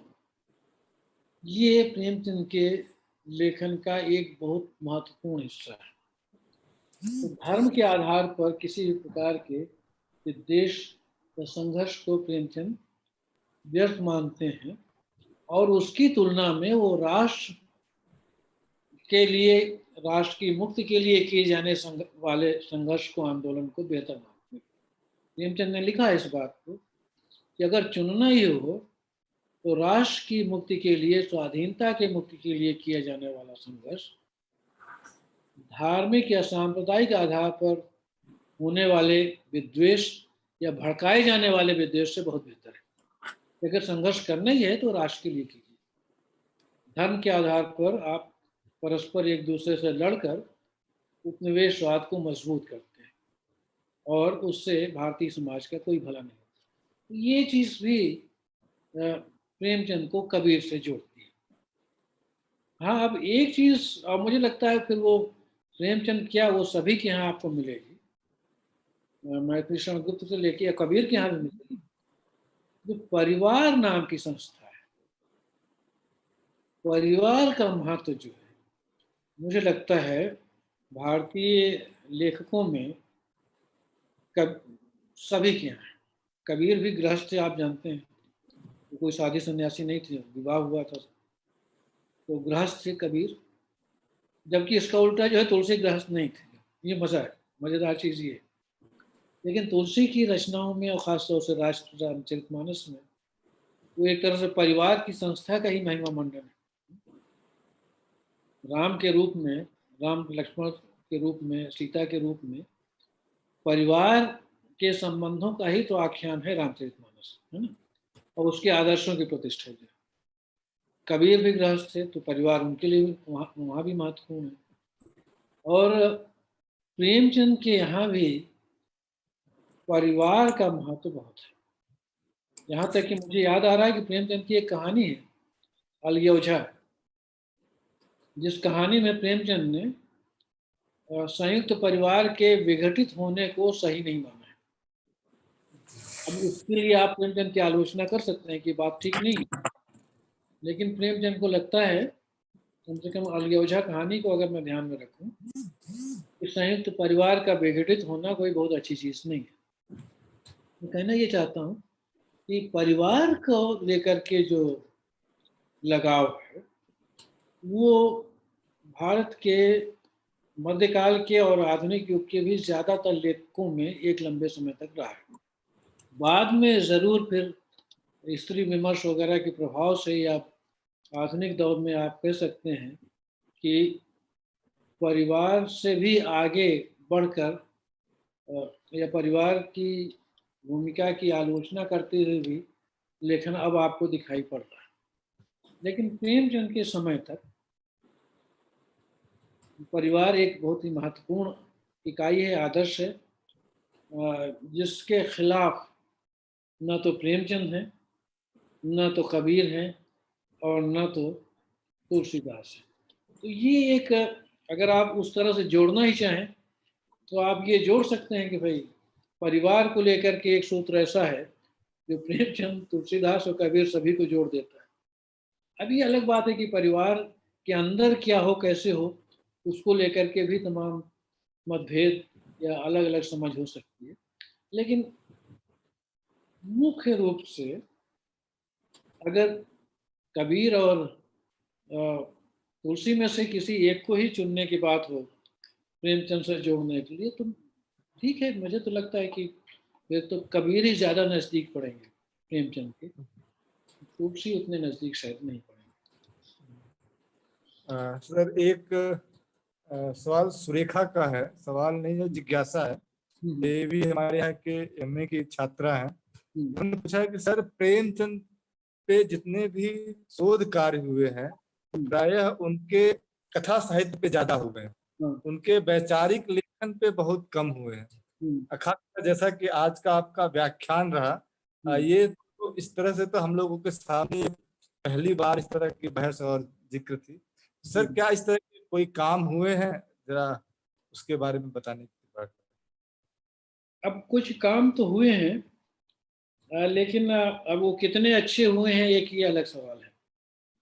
तो काम होना तो एक चीज है, लेकिन काम ऐसा हो जिससे कुछ हमें जानने सीखने को मिले, वो एक ज्यादा मुश्किल चुनौती वाला सवाल है। तो उस तरह के काम तो कम हुए हैं। अब एक ये गीतांजलि श्री का एक छोटा सा किताब है उनकी, जो गीतांजलि श्री जो कहानीकार भी हैं, प्रेमचंद एंड इंटेलेक्चुअल बायोग्राफी, उसमें उन्होंने प्रेमचंद के वैचारिक लेखन को भी उसमें तरजीह दी है। और भी कुछ लोगों ने किया होगा थोड़ा बहुत, लेकिन बहुत ज़्यादा तो मुझे लगता है कि नहीं हुआ है। और हिंदी में जो कुछ एक आध लोगों ने कुछ किया है, लेकिन वो किया तो है, लेकिन केवल जिसे कहते हैं करने के लिए कर दिया है, उससे कुछ बहुत ज़्यादा प्रेमचंद के वैचारिक लेखन को समझने में मदद नहीं मिलती।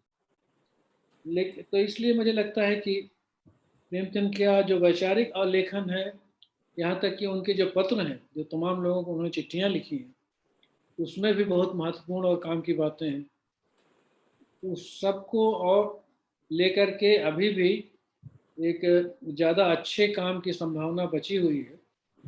और उसको फिर प्रेमचंद का जो रचनात्मक लेखन है उसके साथ जोड़ करके भी देखा जा सकता है कि जो वो वैचारिक रूप से वैचारिक लेखन में जो बातें लिख रहे हैं वो उनके रचनात्मक लेखन में किस रूप में आ रही या नहीं आ रही, दोनों में संगति है या दो समानांतर धाराएं हैं जो चलती हैं लेकिन आपस में वो जुड़ती नहीं है।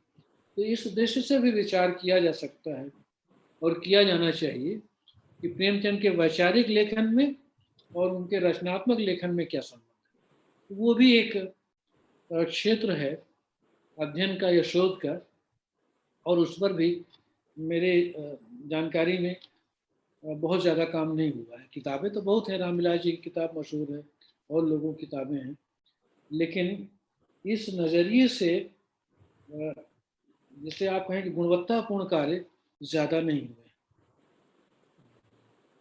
अ, तो इसलिए नई पीढ़ी की आप लोगों के लिए ये संभव है कि आप लोग इस पर आगे शोध करें, तो इस चीज़ों पर आप गुंजाइश है कि बहुत कुछ नया कर सकते हैं, है कि नहीं? जी जी सर। सर एक विनय प्रकाश गौतम है, हम्म, इनका प्रश्न है सर कि प्रेमचंद निसंदेह बड़े लेखक हैं और इसको हम लोग पढ़ते और मानते चले आए हैं, लेकिन दलित साहित्यकार के एक वर्ग है हम्म, जो इनके लेखन को खारिज करता है।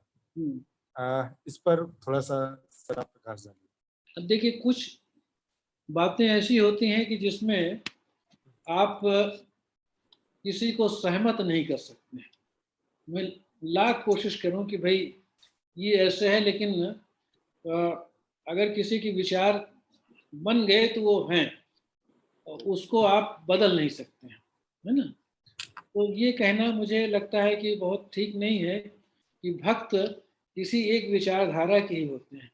मुझे तो लगता है कि हर विचारधारा के भक्त हैं और वो अपने विचारधारा को सही और बाकी सारी विचारधाराओं को गलत मानते हैं। आज का जो परिदृश्य है, मुझे लगता है यही है कि हम जो मानते हैं, जिस पर हम विश्वास करते हैं, वो सही है, और हमसे अलग जो भी कोई विश्वास है, विचार है, वो गलत है।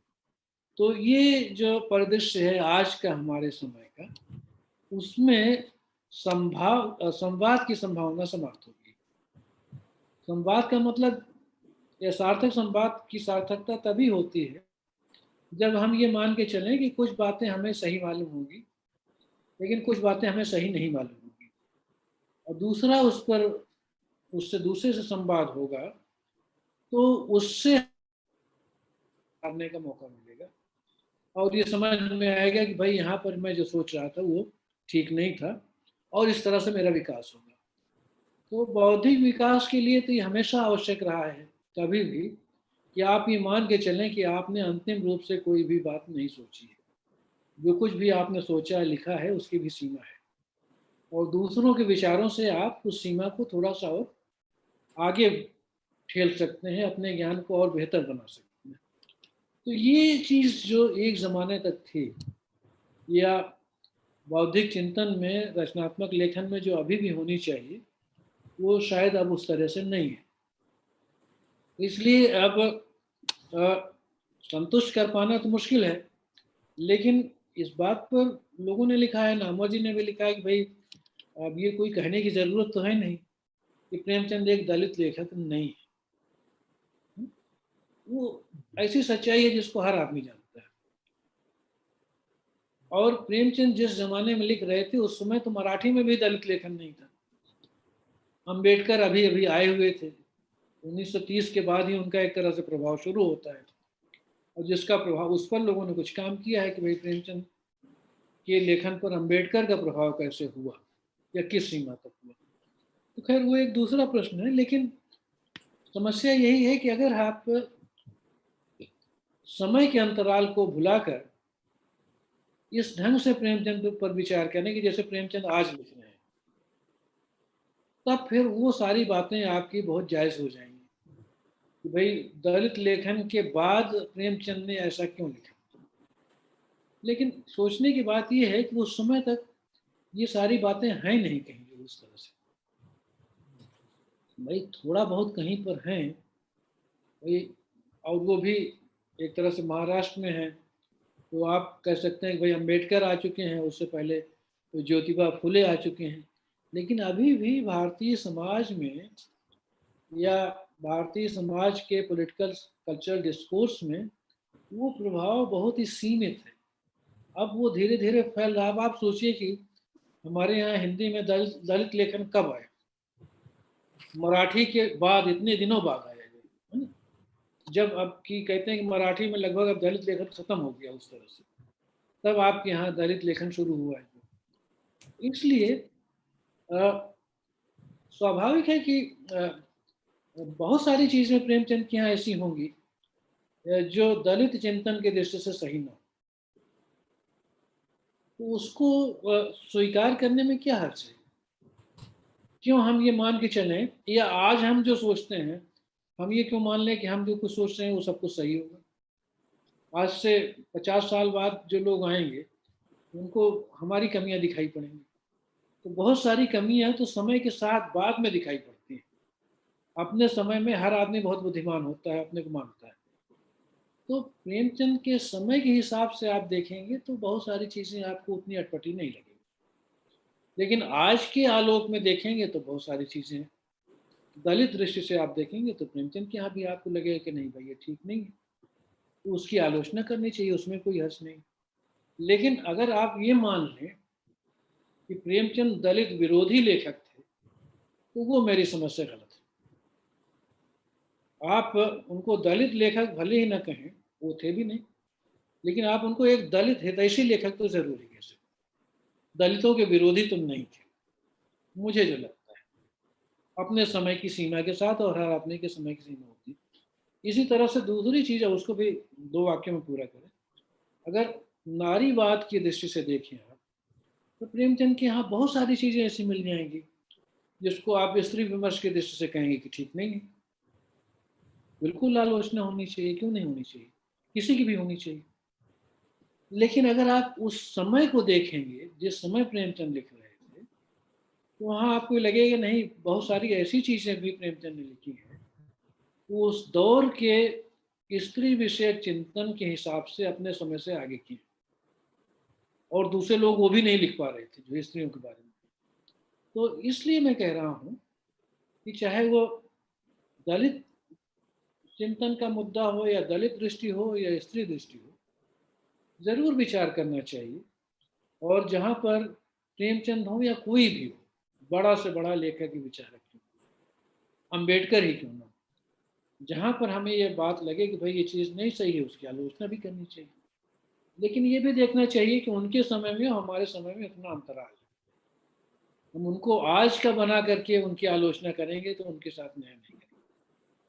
उनको उनका जो ऐतिहासिक संदर्भ है उसमें रखकर उनके लेखन पर विचार करेंगे तो शायद हम ज़्यादा बेहतर निर्णय लेंगे। सर, अब अंतिम सवाल, मतलब 2 प्रश्न और बचे हैं सर। हम्म, एक तो अनुराग तिवारी का है, को पूरे आपके व्याख्यान को लग रहा है उन्होंने ठीक से सुन नहीं पाया। तो उनका सवाल कि रविन्द्रनाथ ठाकुर और गांधी जी के राष्ट्रवादी विचारधारा में क्या अंतर थे? प्रेमचंद जी का साहित्य दोनों की विचारधाराओं से प्रभावित रहा, आखिर प्रेमचंद जी ने दोनों के बीच समन्वय कैसे स्थापित किया? किसके बीच? उन्होंने आपका व्याख्यान ठीक से सुन नहीं पाया था, तो फिर से उन्होंने अपना सवाल रखा है। और अंतिम सवाल प्रतिभा चतुर्वेदी जी का है। सर, आप प्रेमचंद के राष्ट्रवाद से कहाँ तक सहमत हैं, कृपया बताएं। नहीं, मैं अच्छा पहले दूसरे से शुरू करता हूँ। मैं तो काफ़ी कुछ प्रेमचंद के राष्ट्रवाद से सहमत हूँ, और जाहिर सी बात है कि मैं वो सारी बातें 1 घंटे में नहीं रख सकता था। लेकिन अगर प्रतिभा चतुर्वेदी यही नाम बताए ना हाँ जी इनकी, जी जी। तो मैं अपनी किताब का विज्ञापन तो नहीं करता, अपना ही विज्ञापन भी नहीं करता मैं कभी भी, मैं तो हाँ सर। फेसबुक पर लगाता हूँ। तो लेकिन अगर उनकी इच्छा हो तो मेरी किताब है हिंदी की साहित्यिक संस्कृति और भारतीय आधुनिकता। इसमें प्रेमचंद के राष्ट्रवाद पर एक लंबा लेख है, लगभग 40 पेज का। वो उसको देख सकती हैं और उसमें इन बातों को ज़्यादा विस्तार से पढ़ सकती हैं। मुझे लगता है कि काफ़ी कुछ प्रेमचंद के राष्ट्रवाद से आज भी हम बहुत कुछ सीख सकते हैं, या हमें उसको देखना ही चाहिए। आज के संदर्भ में तो प्रेमचंद का राष्ट्रवाद विषयक चिंतन और भी प्रासंगिक हो गया है, जरूर पढ़ना चाहिए। दूसरा प्रश्न ये था कि रविन्द्रनाथ और गांधी के राष्ट्रवाद में फर्क है। तो वो जैसा मैंने कहा था कि वो नेशनल बुक ट्रस्ट ने वो पूरा का पूरा छाप दिया है एनबीटी में, ये रविन्द्रनाथ ठाकुर और गांधी जी के बीच का जो चिंतन है, संवाद है राष्ट्रवाद को लेकर, कि उसमें मुख्य चीज़ यही है। और वो तो आप लोगों ने पढ़ा होगा कि गांधी ने कहा कि बड़ा मशहूर उनका उदाहरण है कि मैं उस घर में रहना चाहता हूँ जिसकी खिड़की दरवाजे खुले हो, है ना, जिसमें चारों तरफ से हवा है। लेकिन मैं ये नहीं चाहता हूँ कि हवा इतनी तेज आए या इस तरह से आए कि वो मेरे पैर ही उखाड़ दे, है ना। उसका मतलब ये है कि गांधी जी ये चाहते हैं कि उनके पैर तो भारत में, भारतीय संस्कृति की, सभ्यता की जमीन में से हिले नहीं, उसमें टिके रहे। लेकिन गांधी जी ये भी नहीं चाहते हैं कि देश दुनिया में जो कुछ हो रहा है, जो भारत से बाहर के जो विचार हैं, वो उनसे अपने को वो अछूता रखें। इसीलिए वो सारे खिड़की दरवाजे वो चाहते हैं कि खुले रहें, ताकि बाहर के जो विचार हैं वो भी हैं। तो उस तरह से तो गांधी भी अंध राष्ट्रवादी नहीं थे। भारतीय राष्ट्र को वो शेष दुनिया के विरोध में रखकर विचार करने वाले नहीं थे, है ना। और उसको लेकर के एक अलग से हम लोग चर्चा कर सकते हैं, बात कर सकते हैं। लेकिन रविन्द्रनाथ ठाकुर के साथ जो गांधी जी का जो संवाद है, वो इस बात को लेकर के कि रविन्द्रनाथ ठाकुर ने इस बात पर उस समय जोर दिया कि राष्ट्रवाद एक समय के बाद बड़ा संकीर्ण हो जाता है और वो बड़ा आक्रामक भी हो जाता है। तो आक्रामकता और संकीर्णता का जो पक्ष है, जो राष्ट्रवाद के साथ अक्सर जुड़ जाता है, इसकी आलोचना समूचे भारत में या इस खतरे की तरफ ध्यान दिलाने का काम पहली बार रविन्द्रनाथ ठाकुर ने किया। और इसीलिए उन्होंने विश्व बंधुत्व की बात की या वसुधैव कुटुंबकम की बात की। कहा कि राष्ट्रवाद मनुष्य का अंतिम लक्ष्य नहीं है। राष्ट्रवाद एक समय में आया यूरोप में और एक समय के बाद उसका वजूद भी भविष्य में भी बना रहेगा, ये कोई जरूरी नहीं। प्रेमचंद ने भी इस बात को लिखा है कि भविष्य में राष्ट्रवाद बना रहेगा, ये जरूरी नहीं। यूरोप से आया है ये, और कितने दिनों तक टिकेगा, कब ये इससे लोग तंग आ जाएंगे, ये तो भविष्य के गर्भ में है। इसलिए जैसा कि मैंने कहा भी था कि प्रेमचंद ने राष्ट्रवाद की आंख मूंद करके तारीफ नहीं की, बल्कि उसको आपद धर्म के रूप में स्वीकार किया। जो फर्क है रविन्द्रनाथ ठाकुर के चिंतन में और गांधी जी के चिंतन में राष्ट्रवाद को लेकर, वो यही है कि रविन्द्रनाथ ठाकुर शुरुआत से ही अपने को, अपनी संवेदना और सोच को राष्ट्रवाद के दायरे में नहीं बांधना चाहते, जबकि गांधी जी ये जोर देते हैं कि ये जो दौर है, इसमें जिस अंतरराष्ट्रीयता की या विश्व बंधुत्व की बात कर रहे हैं रविन्द्रनाथ ठाकुर, वो भी तभी संभव होगा जब पहले भारत एक राष्ट्र बनेगा। राष्ट्र के रूप में भारत की मुक्ति के बाद ही विश्व बंधुत्व की बात संभव होगी। इसलिए वो जो समय है जिसमें गांधी जी भी हैं और रविन्द्रनाथ ठाकुर भी हैं, गांधी जी को लगता है कि ये राष्ट्रवाद का ही समय है और इस राष्ट्रवाद को बाईपास करके आप अंतरराष्ट्रवाद की बात नहीं कर सकते। और उसी में वो कहते हैं कि भाई वो स्वाभाविक है कि रविन्द्रनाथ ठाकुर कवि हैं, तो कवि की संवेदना जो है वो ज़्यादा कल्पना में आगे बढ़ती है, तो वो कुछ जो मजबूरियां हैं उनको छोड़कर सीधे विश्व बंधुत्व की बात सोच रहे हैं, तो उसमें कुछ गलत नहीं है। गांधी जी का जो तर्क है वो ये है कि सैद्धांतिक रूप से उसमें रविन्द्रनाथ ठाकुर ने जो कहा है उसमें कुछ गलत नहीं है, लेकिन व्यवहारिक रूप से उस समय राष्ट्रवाद को छोड़कर आप अंतरराष्ट्रवाद या विश्व बंधुत्व की बात नहीं कर सकते। राष्ट्रवाद को लेकर के ही आपको आगे बढ़ना होगा। फर्क मुख्य रूप से ये है गांधी जी में। और आप उसको विस्तार से चाहें तो आप पढ़ लीजिए, नेशनल बुक ट्रस्ट ने उसको पूरा का पूरा छाप दिया है, जो इस बात को लेकर के जो पत्राचार है रविन्द्रनाथ ठाकुर और गांधी जी के बीच। ठीक है, तो मेरे ख्याल से हाँ सर, अब सवाल सारे हो गए और सर आप हमारे बीच में आए और बहुत अच्छा लगा। जैसा कि मैं तो बहुत संकोच कर रहा था कि पता नहीं आप सहमत देंगे या नहीं देंगे, लेकिन एक अधिकार भी था कि सर हम लोग शिष्य हैं और सर हमारे कार्यक्रम के लिए तो समय निकाल ही लेंगे, जैसा कि आप बहुत व्यस्त रहते हैं। और धन्यवाद ज्ञापन तो सर और एक औपचारिकता होगी, क्योंकि एक शिष्य कभी अपने गुरु से कभी उड़ीड़ नहीं सकता, फिर भी इस कार्यक्रम की एक अपनी औपचारिकता है। तो मैं धन्यवाद ज्ञापन हेतु डॉक्टर संगीता मौर्य, जो कि हमारे विभागाध्यक्ष भी हैं और इस कार्यक्रम के आयोजन सचिव भी हैं, तो मैं मैम को आमंत्रित करता हूं कि आए और सर के प्रति धन्यवाद ज्ञापित करें। डॉक्टर संगीता मौर्य। बहुत बहुत धन्यवाद सर।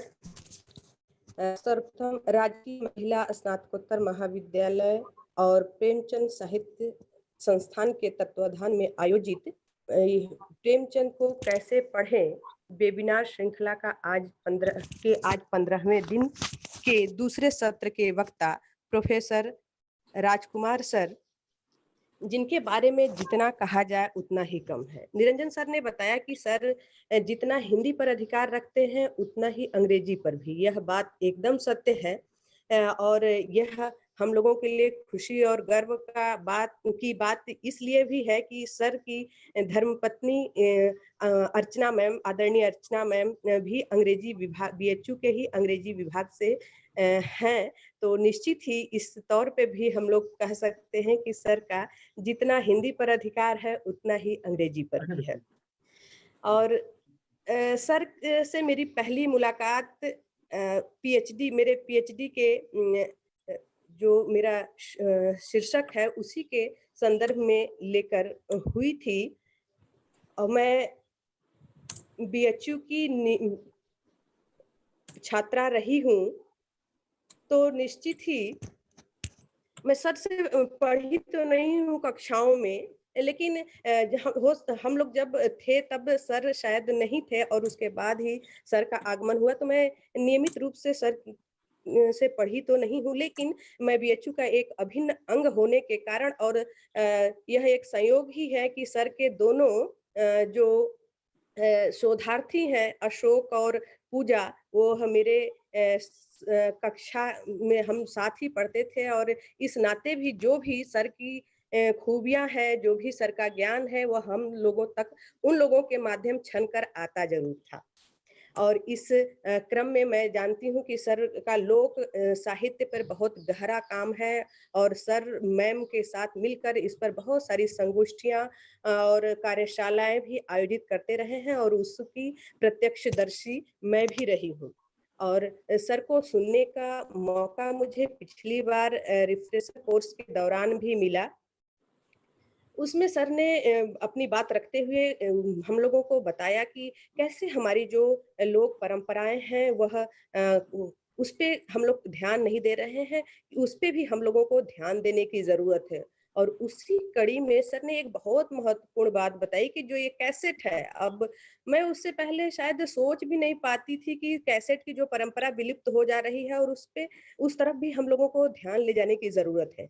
लेकिन सर ने कहा कि ये देखो, जो ये पहले हम लोग जो रील वाले कैसेट आते थे और वह कैसे हम लोगों के बीच से ही खत्म होते जा रहे हैं और हम लोग बिल्कुल भुला दिए हैं कि हाँ ऐसा भी होता था या ऐसे भी हम लोग सुनते थे, कैसेट खरीदते थे। तो ऐसे सर का जो पुरातन विषयों को लेकर जो हम लोग उसको भुलाते जा रहे हैं और सर उसको नियमित उस पर अध्ययन करके काम करके उसको हम लोगों के सामने लाने का जो सर का प्रयास है वह कितना अमूल्य है, इसका अंदाजा हम सब बखूबी लगा सकते हैं। जिस किताबों को, जिस ग्रंथ को हम लोग सोचते हैं ये हमारे बिना काम का है, उस ग्रंथ की खोज में सर निरंतर लगे हुए हैं और एक से एक सर से बात करने पे एक से एक ऐसी कृतियां हम लोगों के सामने आती हैं कि लगता है अरे वाह, सर ने कितना महत्वपूर्ण काम किया है और कहाँ से इसको ढूंढ निकाला, जो हम लोग जिसका भी नाम तक भी नहीं सुने थे। और ऐसे विद्वान, समीक्षक, आलोचक जो आज हम लोग इनके ज्ञान से परिचित हुए हैं, प्रेमचंद के राष्ट्रवाद विषय पर जो सर ने अपनी बात रखी, वह सर ने कहा कि राष्ट्रीय आंदोलन, जो पूरा प्रेमचंद का साहित्य है वह राष्ट्रीय आंदोलन के परिप्रेक्ष्य में उसको रखकर देखने की जरूरत है। और सर ने प्रेमचंद को एक समाज वैज्ञानिक के रूप में देखने का भी आग्रह किया।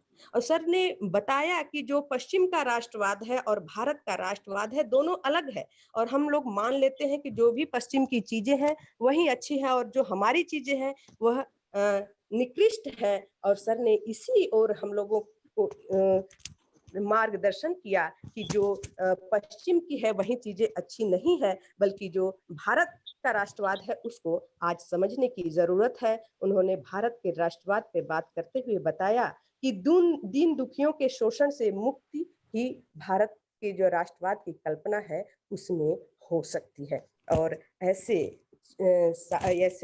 आलोचक, समीक्षक और अपने गुरु प्रोफेसर राजकुमार सर को पाकर आज मैं ही नहीं, मेरा पूरा महाविद्यालय परिवार, इस वेबिनार श्रृंखला से जुड़े हुए सभी सम्मानित आचार्य, शोधार्थी और विद्यार्थी, आज मैं इन सब की ओर से और अपनी ओर से सर का आभार प्रकट करती हूँ और कृतज्ञता ज्ञापित करती हूँ। और मैं यह उम्मीद ही मुझे नहीं है बल्कि पूरा विश्वास है कि सर का आशीर्वाद हम लोगों पर हमेशा बना रहेगा। सर, एक बार मैं पुनः अपनी कृतज्ञता अर्पित करती हूँ। और इस आभार प्रकट करने के क्रम में मैं डॉक्टर निरंजन कुमार यादव सर का भी आभार प्रकट करती हूँ, क्योंकि जिस प्रतिबद्धता से वे इस 16 दिवसीय कार्यशाला का आयोजन कर रहे हैं, यह मामूली बात नहीं है। और ऐसे आयोजन के लिए सर अपना निरंतर, अपना सर्वस्व, घर और समय का ध्यान न रखते हुए भी इस कार्यशाला को अंजाम दे रहे हैं। और ऐसे सबको लाभ, ऐसे विद्वानों को सुनने का हमको और पूरे समस्त प्रतिभागियों को मौका मिल रहा है, इसलिए मैं उनके प्रति भी आभार प्रकट करती हूँ। इस तकनीकी सहयोग कार्यक्रम के तकनीकी सहयोगी डॉक्टर संतन कुमार राम सर, जो अभी बहुत बीमार है, और मैं अपनी ओर से, समस्त प्रतिभागियों की ओर से, पूरे महाविद्यालय परिवार की ओर से यह प्रार्थना करती हूँ कि वह जल्दी ही स्वस्थ होकर हम सबके बीच आए और पुनः अपने दायित्व का निर्वहन करें। सर, हम लोग पुनः आपके स्वस्थ होने की कामना करते हैं। और मीडिया प्रभारी जो रोज रोज हमारी खबरों को अखबार के माध्यम से हमारे पास भेजते हैं, उनका तो आभार बनता ही है। ऐसे डॉक्टर शिव कुमार यादव सर का मैं आभार प्रकट करती हूँ। इस पूरे महाविद्यालय परिवार के सभी साथियों का जो प्रत्यक्ष अप्रत्यक्ष रूप से इस कार्यशाला में हमको प्रेरणा दे रहे हैं, मदद कर रहे हैं, उन सबका भी आभार। और सबसे बड़ा आभार उन साथियों, मित्रों और प्रतिभागी गण का जो इस कार्यशाला में चार चांद लगाए हुए हैं और अपनी उपस्थिति बराबर इस कार्यशाला में दे रहे हैं। ऐसे प्रतिभागियों को भी पाकर हम कृतज्ञ हैं और उन सब के प्रति अपनी कृतज्ञता ज्ञापित करते हैं। आप सभी को धन्यवाद और नमस्कार। धन्यवाद मैडम।